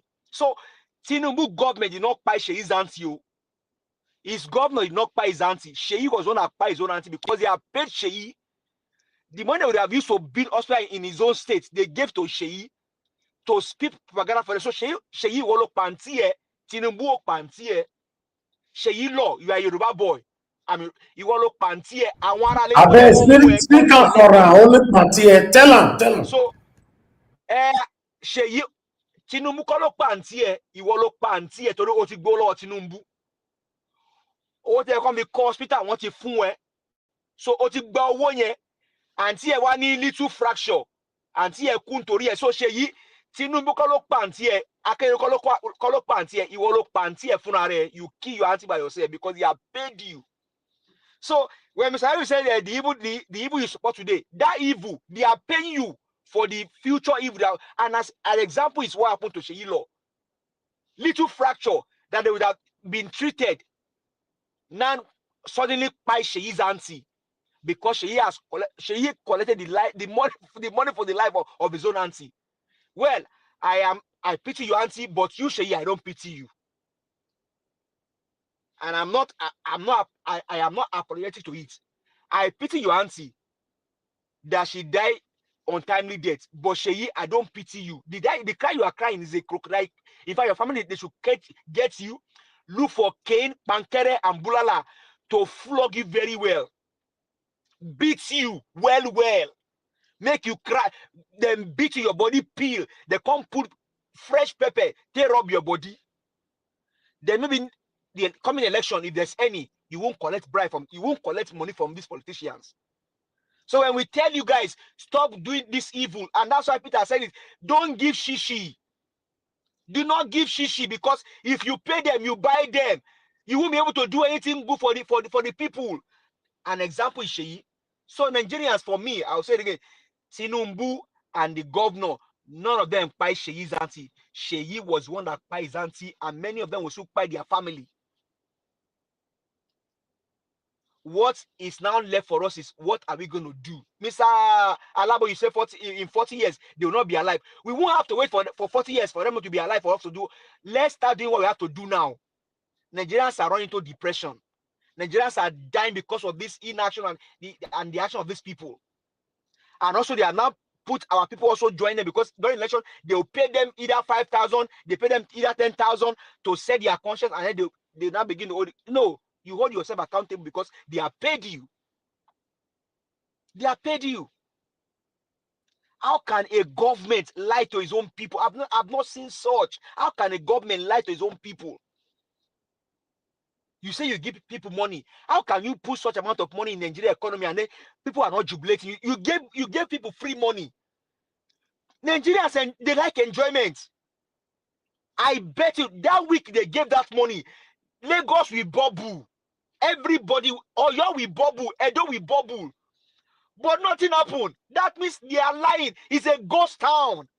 These guys are criminals. I told you guys, as much as Tinubu is the president, you are welcome to the land of the criminal. So for me, Mr. Elvis, the call to enter the street is a good call. And I think this is how we can wake Nigerians, wake their support. Even Mama P, if she can do it also, it will be glad. Let's enter streets. Let's engage the people and make them aware of what they are not aware about, because it's like Nigerians are not aware. Because if they are aware, they would have asked that man, when did you put the money in the economy? Which city did you go to? Did you get to Ajegunle? Did you get to Onikpan? Did you get to Bariga? Were you at Orient Junction? Were you at Damaturu and things like that? They will ask them questions. But these guys are just liars. And that's why the issue of life will not be resolved, because they know that Nigerians will not hear news. They know these guys are evil. These guys are wicked. Nigerians are split into poverty every day, dying every day. These guys don't care. They don't care. So Nigerians, we do not have to wait for 40 years. Now is the time to take the bull by the horn, and let's face what is. You can't be afraid of your fear. Nigerians are afraid. They are afraid of what is afraid of them. Let me shock you today, Nigerians. These guys are afraid of you. These guys, they are afraid. They know if any begay happen, they will japa. So let the begay happen. Let us take back our country. We cannot continue this way. This evil is enough. This evil is enough. This evil is enough, and it must stop. Mr. Elvis, thank you for always doing this. I appreciate you. Thank you very much. I mean, that's why I thank you. All panelists, thank you for always coming here all the time. Mr. Abuaze, Mr. Joseph Emmanuel, thank you all for all that you do. All that we need to do is to arise and take back our country. Thank you very much. Somebody actually reached out to me on Sunday, which was yesterday, that why I not come out and all that. I said, they follow us since, say, I can choose to take Sunday as my off day and all that. So he went on by saying, all that I'm doing for Peter Obi, I should rather stop. Although I don't want people to insult this person, because he's supporting Article 9, they support. He said I should rather stop because Peter Obi, I've never been to my platform and all that, blah, blah, blah. You see, sometimes for this life, it go me with the educate ourselves, because not everybody they understand what they happen. See, because I know they broadcast yesterday, I can't get the opportunity to talk to this my brother. Can't educate him, say Peter Obi not come to Nigeria wash. Yes, fine. I'm a human being. I feel bad about it. But if I stop supporting Peter Obi because of that, will that solve my problem in Nigeria? You don't understand.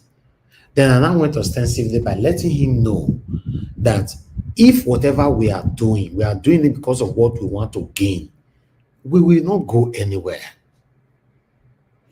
I was surprised that my guy, where they support Atiku, was convinced, because our conversation was lengthy, was convinced. And I said, my brother, Mr. Elvis, you get words from Mato and all that. What I'm trying to say here is that, my people, you see this journey of we trying to rescue Nigeria. It's not all about who you are supporting now. It's about you and I. For you, where they support Atiku, you where me where they support Peter Obi, you where they support Tinubu. First thing we must think now is about us. Now, let's start with Tinubu. Tinubu is successful forever. Atiku is successful forever. Peter Obi is successful forever. It's about you and I.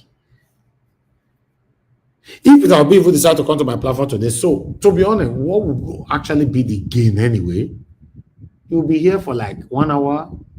People will call in, ask him questions. People will join the panel. We all will ask him questions. Then what would that actually change? Because I'm trying to figure it properly. To be, if you ask me, I will even prefer Peter Obi to acknowledge me by just saying thank you privately than coming here. Because although coming here is good, though, more ask a question. But what impact would that make to the current situation we find ourselves right now? That's my main concern. Listen, guys, this is not a joke. Have in mind, after 2027, Peter Obi will not contest for anything again in Nigeria. After 2027, Peter Obi is done. Me, they tell you this. And I will advise you to do it. Yes, sir. Sorry to interject you, but I want to ask a question, and I just probably would like you to see from where I'm coming. Are you truly sure you are the one saying what you just said now about Peter Obi? As how? And I have a reason for that. What you just said now, that Peter Obi not coming here, what will he do for this platform?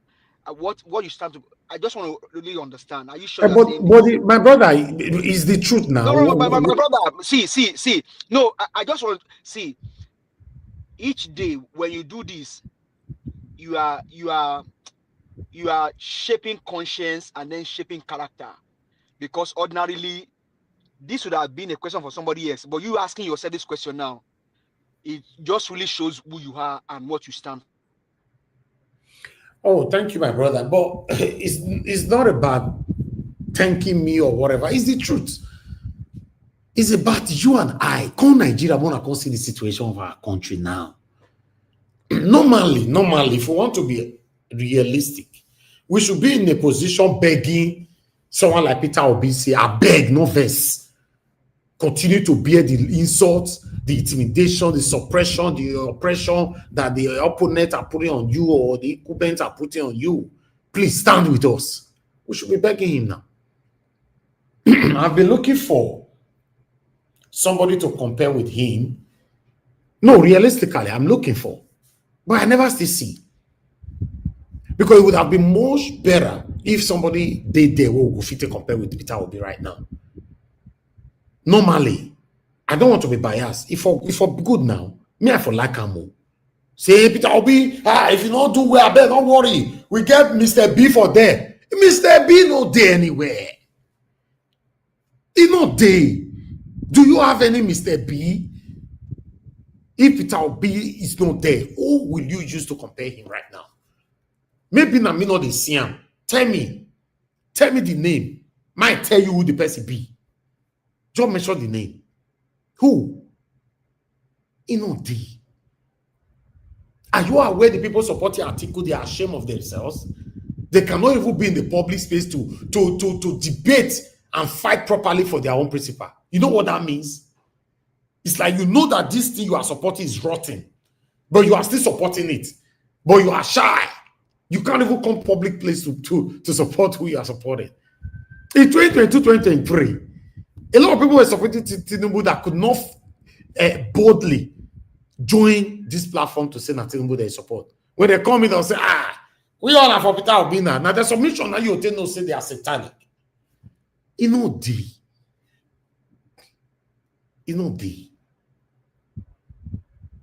my people, before I come, Mr. Odua, I want everybody to understand that after 2027, Peter Obi not the run for anything again. Maybe that time we'll go here with they call win, because then we will not settle for less. Yes, we are going to settle for less if Peter Obi leave the room. We're going to settle for less. Just say, okay, how many of the content there now? Tinubu not too good like that. I think we're not too good like that. I beg more you're there with Tinubu instead of Atiku. Or more you go more there with Kwankwo. So okay. Erufai. You will settle for less. Rubbish. You see the man that talked today, I forgot his name, that Northerner. He said we shouldn't be talking about zoning. With the situation of Nigeria right now, we shouldn't be talking about zoning. Normally, we shouldn't be talking about primary. That's why I'm angry with ADC, talking about primary. In what way? Nigeria is sinking. Scrap primary and choose one person amongst yourself. If really you all really want a better Nigeria. Now I'm going to put a primarily where one person would use $30,000, $50,000 to buy delegates. So do I talk to us and let me round up the show. God bless you, sir. Good evening to you once again. Good evening, Mr. Nigeria Wash. Good evening, everyone in the panel. Good evening, Momi Diaspora. Thank you. God bless you. Good evening, commenters, listeners, and viewers, and the passerby. Well, according to the news here, that Tinubu wanted Tenure. Anyway, I did not watch the video. I did not watch the Tinubu comment. According to, they said 3 years in the do parable said that 3 years is not that far. 8 years is not that far. Before you know, you get to there. But then there is a parable that they said no one knows tomorrow. Tinubu have not finished first term, not to talk of second term. People are talking of Tinubu want to be third term. Tinubu, the creator of himself, even if they are giving him injection that will preserve him to say so and so time, that injection can only give him life, cannot give him hand and leg to move. So they should not people should not be using topic that will take Nigerian attention from what is really going on. So for third term or not third term, they should finish first term. Then before, if you did not start primary 1, will you just go to primary 6? Should finish first term first, then maybe we see the second term, then before they are talking of third term. And that is what I will say on that. Sir. Yes. Honestly, if I saw that thing, but I don't want to give that in any attraction. It's just nonsense. I'm so sorry, sir. Then Baba Jonathan and how many people that are saying for them that are leading Nigeria, that are making Nigeria in this condition are not up to 10,000. No, I disagree that comment or that view or that explanation. Because the people that are leading Nigeria, that are making Nigeria to suffer, are more than the Nigerians who want a good Nigeria. Because did you think it is because those ones that are chasing money in that sort of only those ones are the ones who don't want Nigeria to be better? If it is only that one who don't want Nigeria to be better, Nigeria will be better by fire, by force. For those who we said Peter Obi should go and sit down, it is our in-law that they need to vote for. Those one is not there, none in Aso. But the other one we said, no, I will not vote for that tribe. It is my tribe I will vote for. Or it's my region people. They are not in Aso. So the people, the people that are saying, no, we don't want election to hold here because they give us 10,000 or 5,000. Those one are not in Asoro. They did not go close to where they are sharing those money. So the people who don't want Nigeria to be better are the majority, because those ones that are adding 0 to 100 in election term, are they in Asoro? Because Mr. Odua, I tend to agree with you, but who is it, the 200 million or 100 million Nigerians that are stealing the money? Yes, because I'm part of them self now. if even though they are not, the money did not get to them. There is something between the money did not get to you, or you eat the money, don't want the country to be better. No, whether the money get to the people or the money did not get to them, they don't want the country to be better. That is what just matter. Like Osibaja that we are sharing 10,000 in the market. How many people that 10,000 get to? But the one that they did not get to, we want to vote Osibaja because of that 10,000. He shared for his friend. If we say, hey, this man people is good, don't you see the other day was sharing 10,000? So the people that don't want Nigeria to be better are the majority. That is the reason that the country is not better. Because if the minority are the one who don't want Nigeria to be better, the majority will have overpowered them. That day they will say, I always use parable here in my Adobe language. They said, in winning government, that is government work. You don't put it on head, you put it on shoulder. Automatically, it's people that make such comment for you. Do they want the country to be better? Those one who are teachers, or who are bankers, who are lecturers, who supposed to go to work 10 o'clock, who supposed to start work 8 o'clock, they are starting work 10 o'clock, and they're supposed to close by 2 o'clock. 1 o'clock, the person start work 10 o'clock, 1 o'clock he close. They didn't want Nigeria to be better. Is in Nassau Rock? Or the lecturer who will tell you, you will not pass my exam, except to buy my textbook. You have to pay for the handout. Even though you buy, say you come and sleep on the lecturer chair. Is in Nassau Rock? So those ones in the and the lecturers and professors that announce fake election results. And those one in the bank that is always when their families are their children are suffering now. They will send you a text message, happy birthday, they will collect your money. They will the ones saying you happy birthday, they will collect your money. Are they in the Aso Rock? The people that don't want Nigeria to be better. That is why you can't beat them, join them. Those ones that are saying, are they in Aso Rock? No.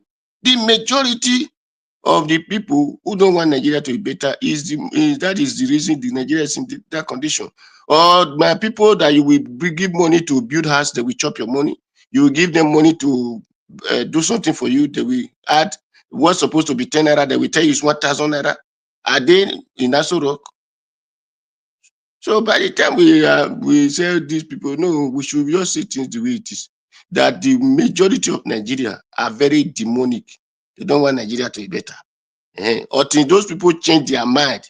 That is why, if they change their mind, those few ones that is shooting Baba in the election day, they cannot try it. Because your bullet is no more than 100, you come and shoot. Yeah, people run for election. But if really people said enough is enough, we want Nigeria to be better, you will be afraid to carry even 1,000 bullets, you will be afraid to carry it to election ground. Or those ones that are collecting this thing, I say, this I'm just giving my own. Now here I'm going to eat my own. They will give you 500 naira to go and change, say your 4 years or 8 years. You will just say, nah, they don't want Nigeria to be better. Because if they want Nigeria to be better, they will collect that money from you with full force, because here is not where you share money. Here is not, they will collect it from you and spray it. Everybody will rush that money and they will still vote who they want to vote. But because they don't want Nigeria, they will tell you, I beg, just give me here. So none of people want Nigeria to be better. It is few. The ones that are crying to their brother and sister in abroad, instead of them to be crying to their government, their second God. But on Sunday, even if you give them that money, they will still go and the people that tell you they are hungry, the moment that money gets to them, they will say they want to go and pay tithe. That means Moki is working, Babu is eating it. They want to go, their pastor want to do birthday, they want to do convention, they want to do conference, they want to do this, they want to do that. A person that is marrying 5 wives in Nigeria telling you that he just gave birth, you that is living abroad, then are you the one that pregnant that woman? So Nigeria, majority don't want Nigeria to go better. And just like, what do they call Omokuru? Look at the nonsense he was saying about Natasha.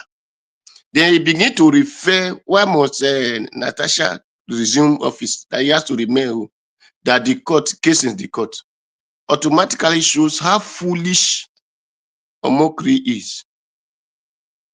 You were using election to compare a person that is being accused of, why are you changing my seat? I don't want to sit there. If Omokri have sense, he will know that in legislature, you don't supposed to allocate seat for person. Okay, what if they put electric in that seat because they know this person is always the one want better things? Then they want to they went to go and do something evil in that seat. If you sit there, automatically freeze. But if you don't allocate seats, even though you put electric, that the God will lead that person to go and sit in another seat. Your evil will fail. So there you don't suppose, because it's not a nursery school class or even primary school class. Can you do that in university? You will allocate the chair to student, not to talk of people that want to come and make law for the country to be better. Then you are not telling him, you are not restricting him to a chair, particular chair. Is that not stupidity?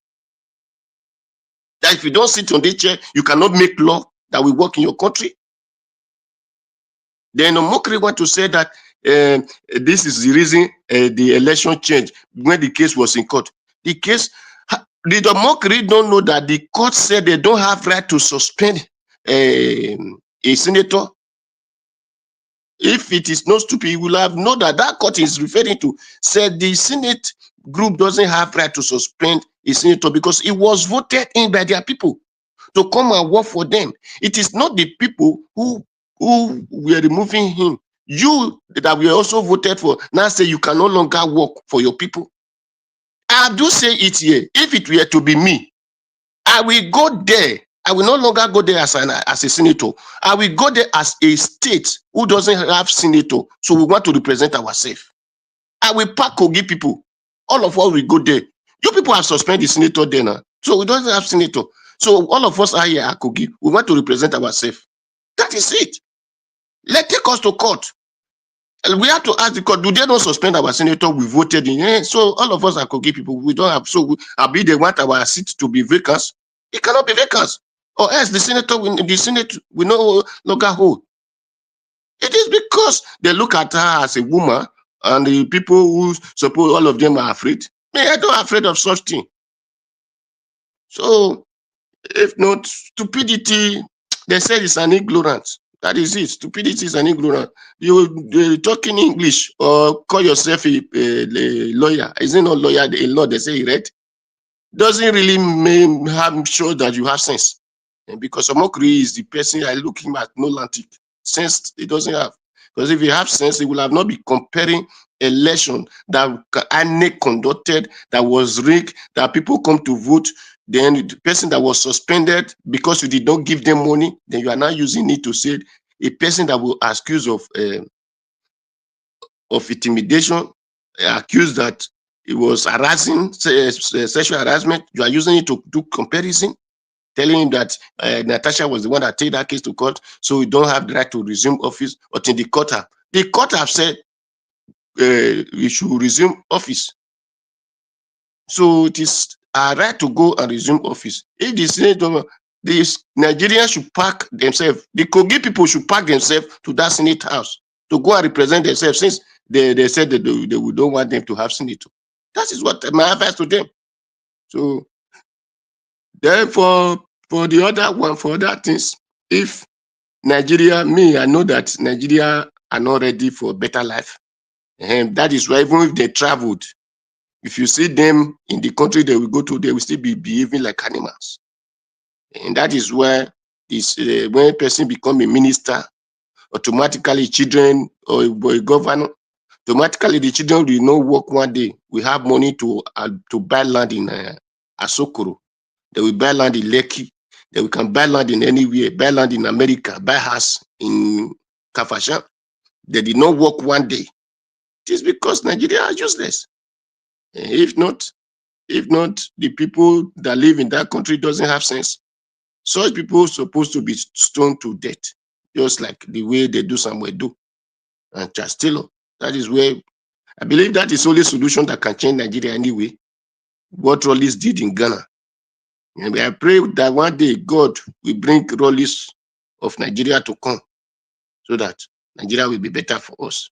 Because for we going out for the country, we're supposed to learn from where we go, but our stupidity are still there, driving us anywhere we go. So, whenever Peter Obi, some said that Peter Obi will not contest. Well, if he contests, okay. If he did not contest, no problem. But what in Mr. Najawash, let me say something here. You said that Nigeria doesn't know their president. Thank you very much. I'm very happy because Nigeria doesn't have president. Those people you want to ask now did not know their president. When the country have president, they know that they were president. This time it is INEC and courts that have this one, so it is not Nigeria. So if you want to ask the people that have president, you go and ask INEC and court. They will tell you who is their president. But if you ask Nigeria, they might not know because they did not have it. You can boast of what you have. What you don't have, what is not existing, you cannot boast of it. So it is not because they are ignorant, it is because that thing doesn't exist. Because if they have president, it will be working for them. It will not be working against them. So that is my humble submission over it. Thank you, Mr. Najawash. Thank you very much. Thank you, everybody. I think you want to say Obo Lobgomaki and Loco Abacha. Abacha not get logo, not to talk of. No. Thank you, sir. God bless you, sir. Thank you. Okay, Black Panther just came in. I wanted to take my final submission now. Okay, Black Panther, quickly give us your 8 minutes. Let's take our 2 minutes. We already crossed 3 hours. I want us to round up. Thank you, sir. Good evening to you, my brother. Talk to us. Black Panther, you're not there. So let me go for the final submission. My brother. Come on for there. Fire the burn through them. I see that they cry for network. Hey, they never cry. They go cry blood. I know get mercy. Let them go and ask the creator to give them. Me, I not get mercy for them. Because when it was just like what we are doing here, before I go for that, I would like to thank you. Thank mommy in diaspora. Thank everyone. I greet everyone. More grace to our mommy. More grace to everyone. We are doing fantastically well. I want to say here, I watched the first video. I want to start from the video that when one of our brother, our elder from the north was speaking. When he was talking about the system of the country. He was saying all these our leaders, they go round and round. They don't want to come out of the box. That man spoke excellently well. It's even happening here, and in a way, when we start to speak about the country called Nigeria, some of us go around the box. We don't want to break loose from our shell. They've putting us into a shell, but we don't want to break loose so that we can see the reality. That is why when I came up with the word Nigeria is the country, I did not bring it out of hatred. It has been long. It was spoken by the great Gani Fawemi. It was spoken by Fela. It was spoken by majority of the freedom fighters.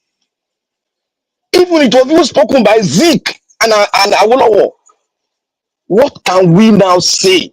Out of their wisdom, I dig it out and brought out the raw thing so that it can get some people annoyed. Me saying that it's not a country, you think it's a joke? Me saying we need a constitution, you people think it's a joke? The day they handed over to Obasanjo, when he became the first president, that was the day that the cabal got Nigeria in their pockets. That was the day. And Obasanjo was looking for the constitution. Meanwhile, Absalami was busy printing the constitution he wrote. He printed it and I gave it to him when he sat in the office. Can you now see the confusion? If you now see the confusion in the whole issue. But some of our scholars, you see, our scholars, I don't blame you people. Maybe because some of the scholars, they need to put fuel, that is, give them bribe before they can speak the truth. What can we not say? What can we not say? A country founded on the surface of lie, how can it prosper? When you found something under the foundation of lie, it cannot prosper. That is why we are all suffering. But we see the prosperity, we cannot touch it. We see it, we cannot touch it. That is it. We cannot have a good election. We cannot add anything good. If the right, that is why we are fighting tooth and nail for Obi to be in there, because I know Obi has said it. Maybe most of you did not understand his word. He has said it.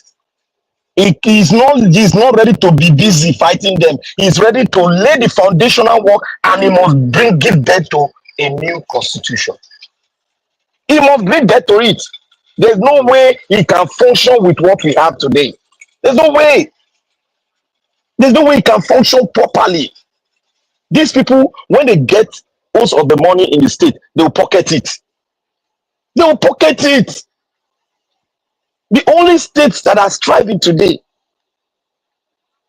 the only state that are thriving, the only region that is thriving today in the entire Nigeria is the eastern region. The only region that is thriving today, if most of you have not, if you are not, most of you will come after me and start shouting. The only region that is setting up their foundation, the structure that will fight tomorrow, that will make their tomorrow stand, is the eastern region.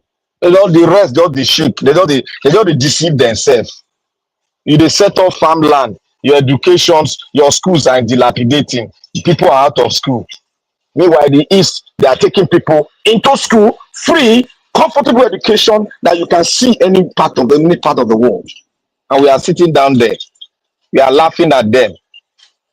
See, Nigeria, we need to break out of the box. None of these leaders that you see out there, with the exception of just 1%, and I'll pick one of them, that's Peter Obi, that is telling the truth. Mr. Jonathan said there that Nigeria is built on the foundation of lie. All these people, they are lying. You cannot put 350 billion naira into an economy that the economy will shake. The foundation of the economy will shake. It will shake, it will turn. The whole world will hear it. They will feel it. They will see something is changing. Prices will be, people that are selling will be enjoying the dividends of that money being put into the economy. Transaction will boom. The banking sector will wake up. You say Nigeria is a country. You put money in the bank. They are telling you, they are using your money for transaction, and they are telling you to pay money for keeping your money in their vault. And they are using your money for business, and they are asking you to pay money for putting money in their vote. Is that not a reversible reaction? Instead of them to be paying you dividends, interest in putting the money in their bank, now you are the one giving them interest in putting your money in their bank. You can see the reversible reaction now. Nobody has thought about this. Nobody has thought about it. And one thing I want to go into now again is what Naija Wash played. I've tried to remember. There's one video Naija Wash played. I'll remember. But let me go to Sheyi Law. Sheyi Law, may the soul of that lovely woman that is your aunt rest in perfect peace. She has suffered. when there is a spinal injury, she has suffered. That injury is not a mere play. It is 50-50. She has suffered and she rested the Lord peacefully.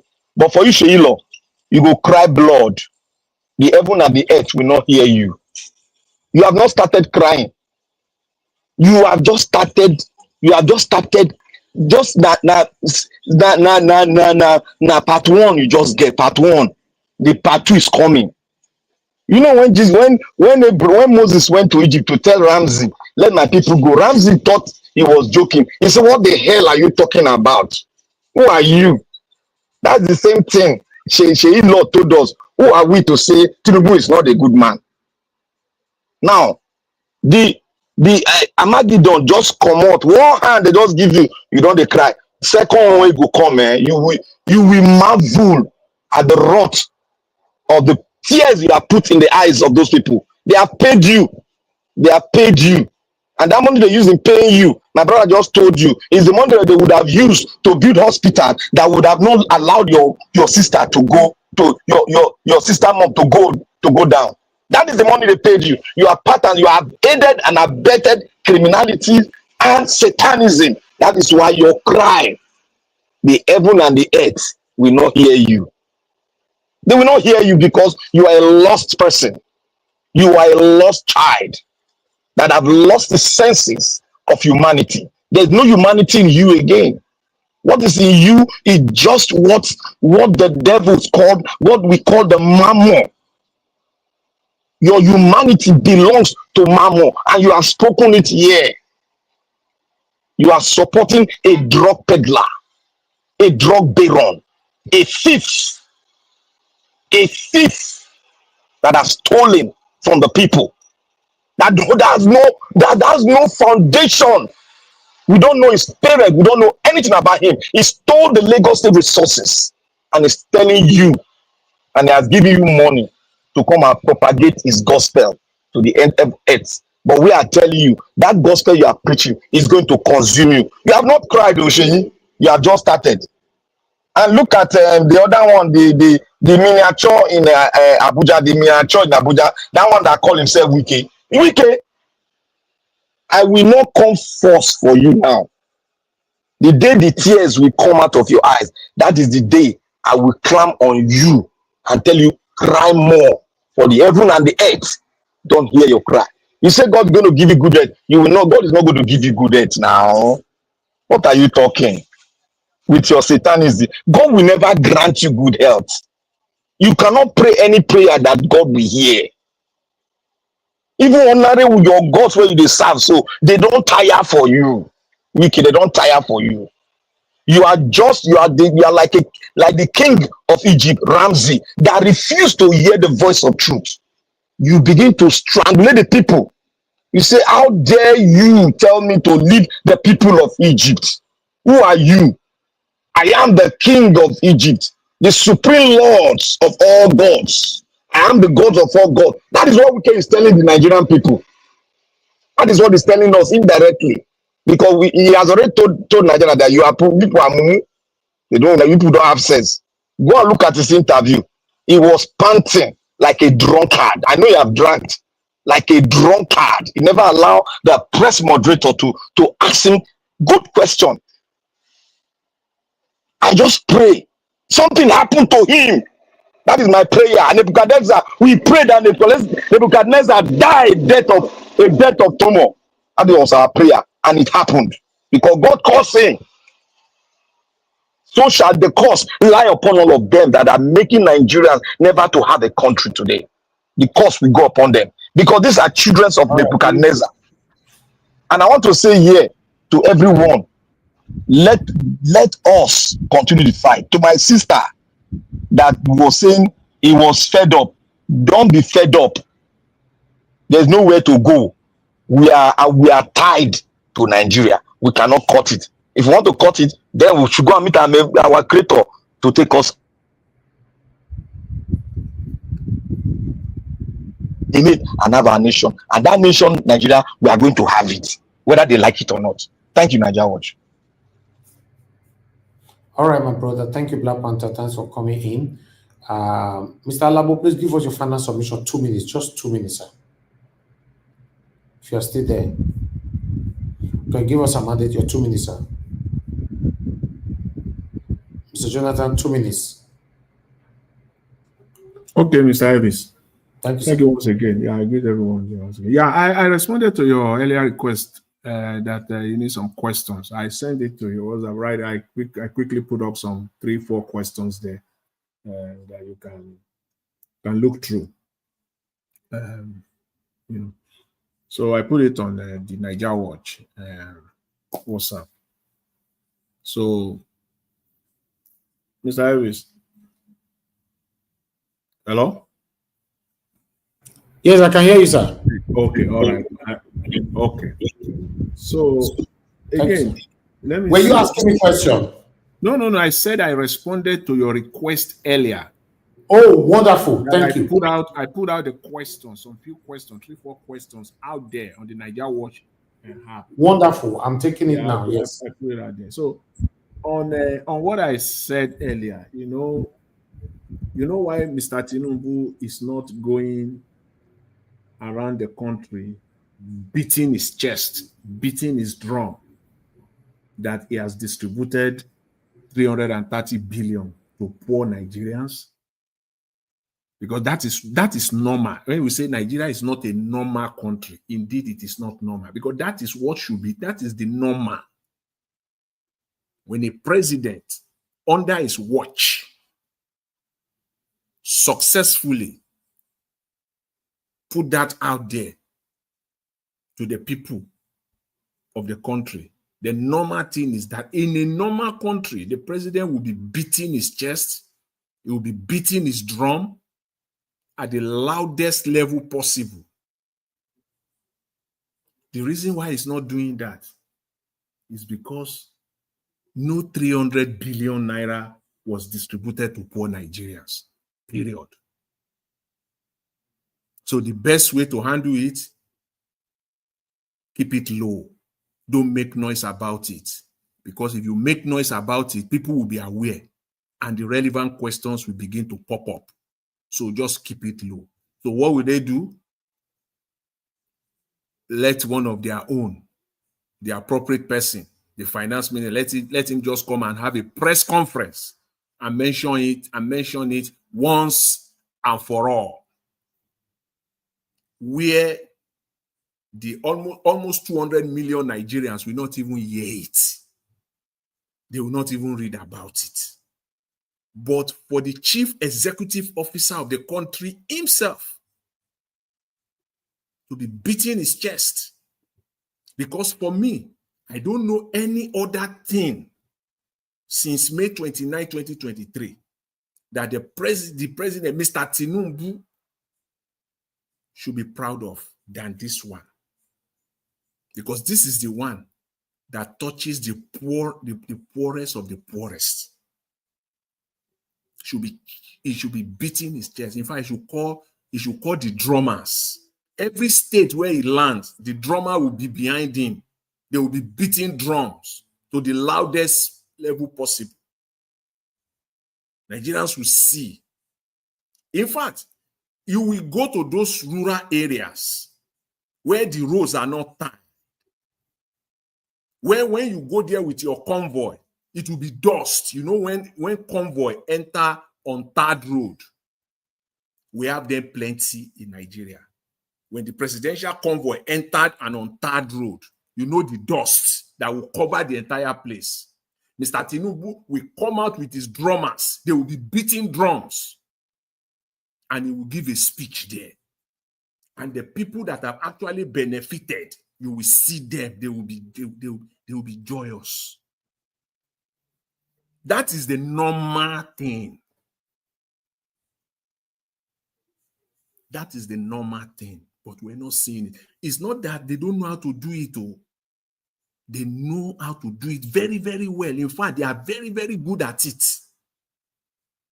But because no damn 330 billion was distributed, at the very best, maybe 20, 30 billion, maybe the 30 billion on top. You see that change on top, that 30 billion on top of it. maybe they actually distributed that one to party faithfuls, as a matter of fact, to the party faithfuls, not even to the poorest Nigerians.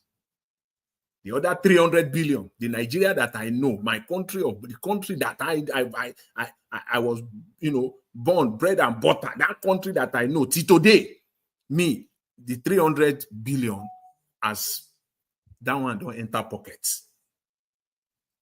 Somebody will have to change my mindset on that one.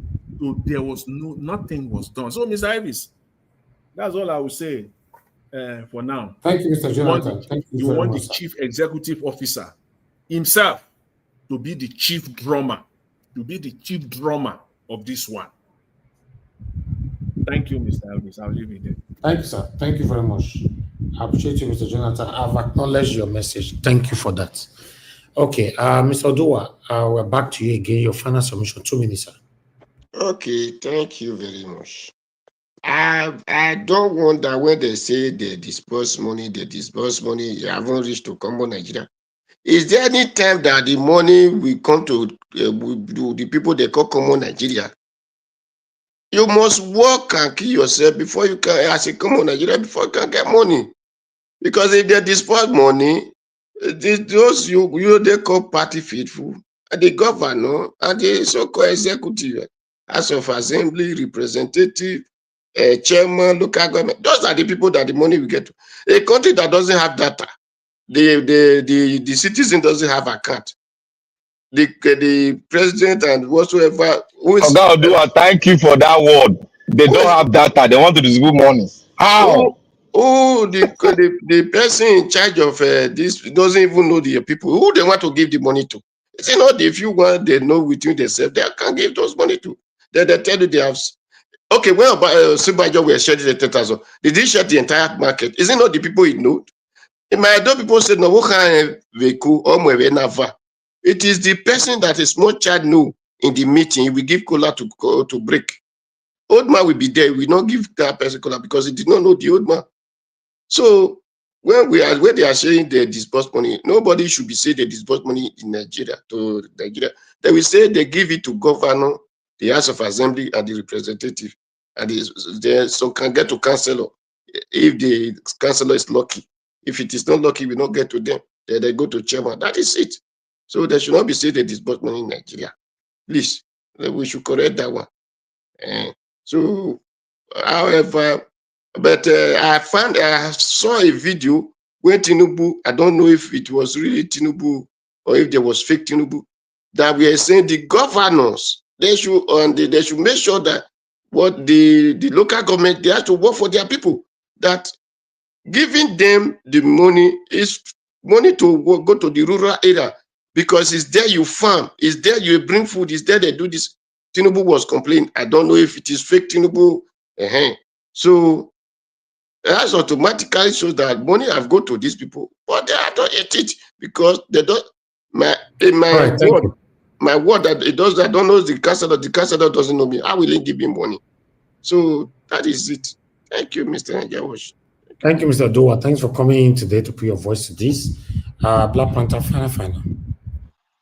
Thank you, Njawash. I won't take this lightly. May God come to bless you. You see, you like what I said before. I said on your last video that you made that Tinubu is want to come for third time. I was resting when I heard that. I was listening to it. I was just laughing. I said to myself, so this Nigeria don't even understand this Nigerian politics. They no go fit change. This pattern they don't plan before. Let me tell you what is going on.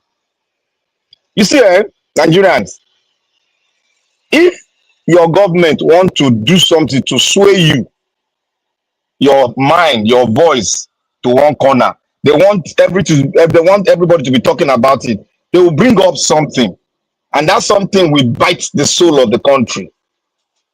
This is like what you just said, presuming that you'll be calling for, you want to rule for third time. Like I told you people earlier on the other time when we spoke, I said Tinubu traveled. Tinubu did not travel. I asked you guys, where is Wike? Nobody answered me. because nobody knew where Wike was. Tinubu went that traveled, said he's on vacation. They went to have meeting, strategic meeting.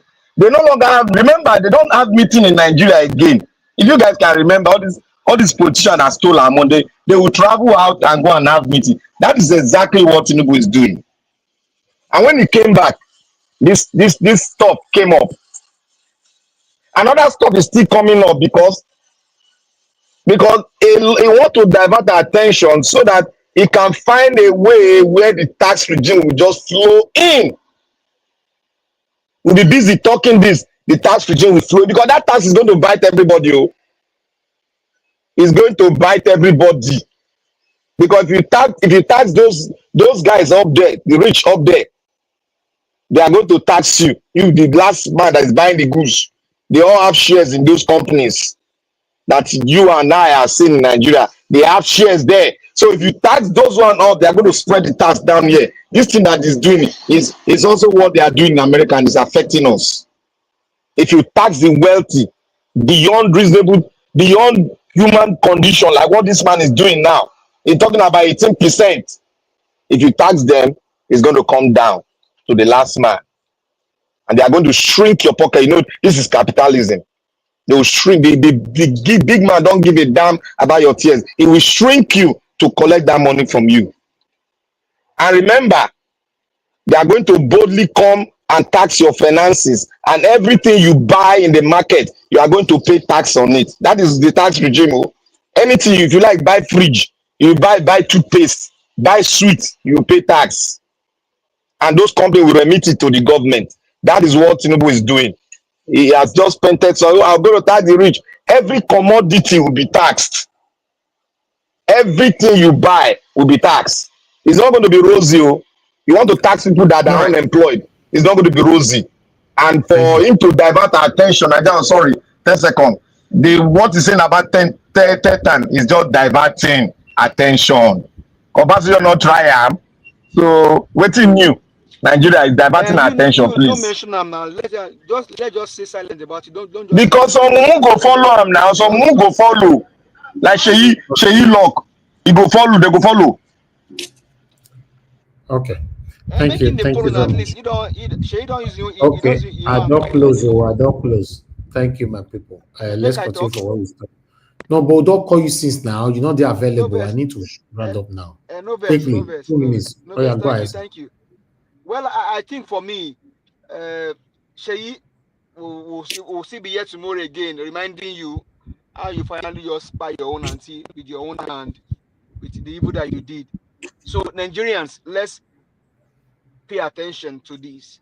The evil that you support today may end up being the one that will buy you. So don't do evil, don't support evil. Do the right thing, and let's save our country. Thank you very much, Mr. Davis. Have a good night. Thank you, my brother. I appreciate you.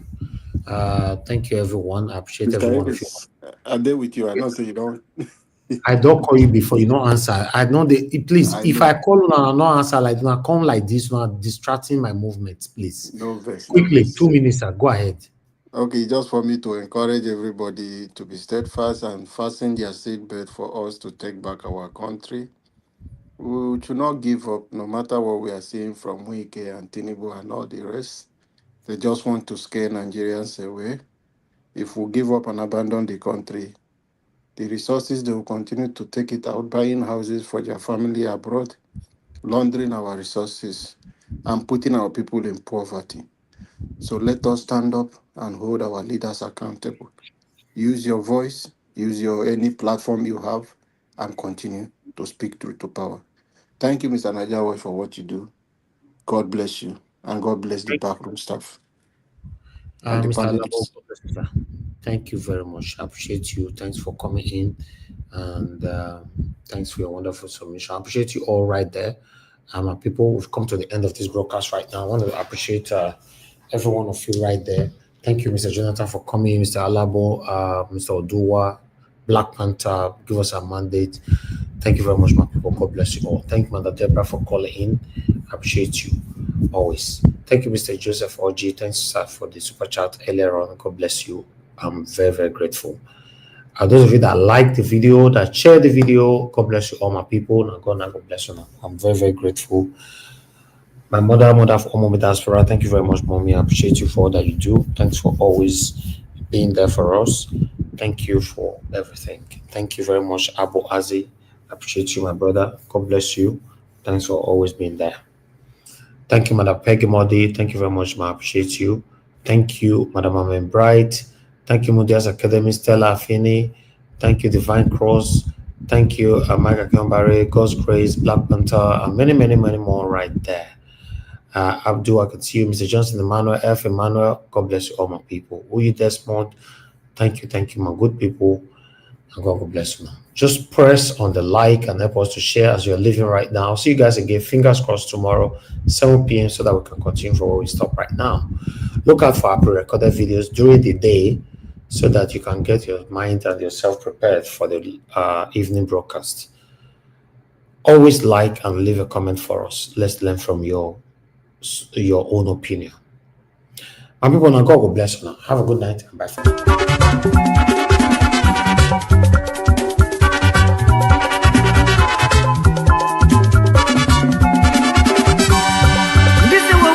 In this world, all of us today in motion. Everybody there in motion. Moving to our various stations. As we there in motion, make we do good to ourselves, yo. Make we do good to our neighbor. Before we reach our station, every walk gets paid. Every walk gets paid. We're gonna go to work good. Nobody work good. Every walk gets paid. We're gonna go to work good. Nobody work good. I make a fear my God. We're gonna go to work good. Nobody work good. I make a fear my maker. We're gonna go to work good.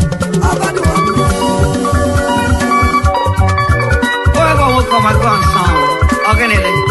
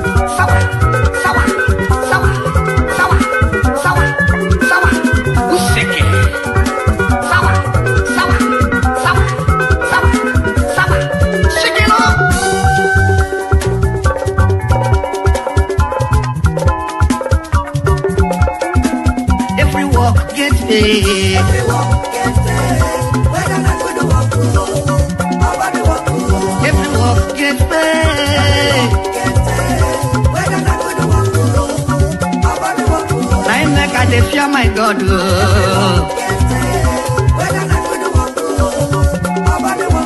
I make a fear my maker.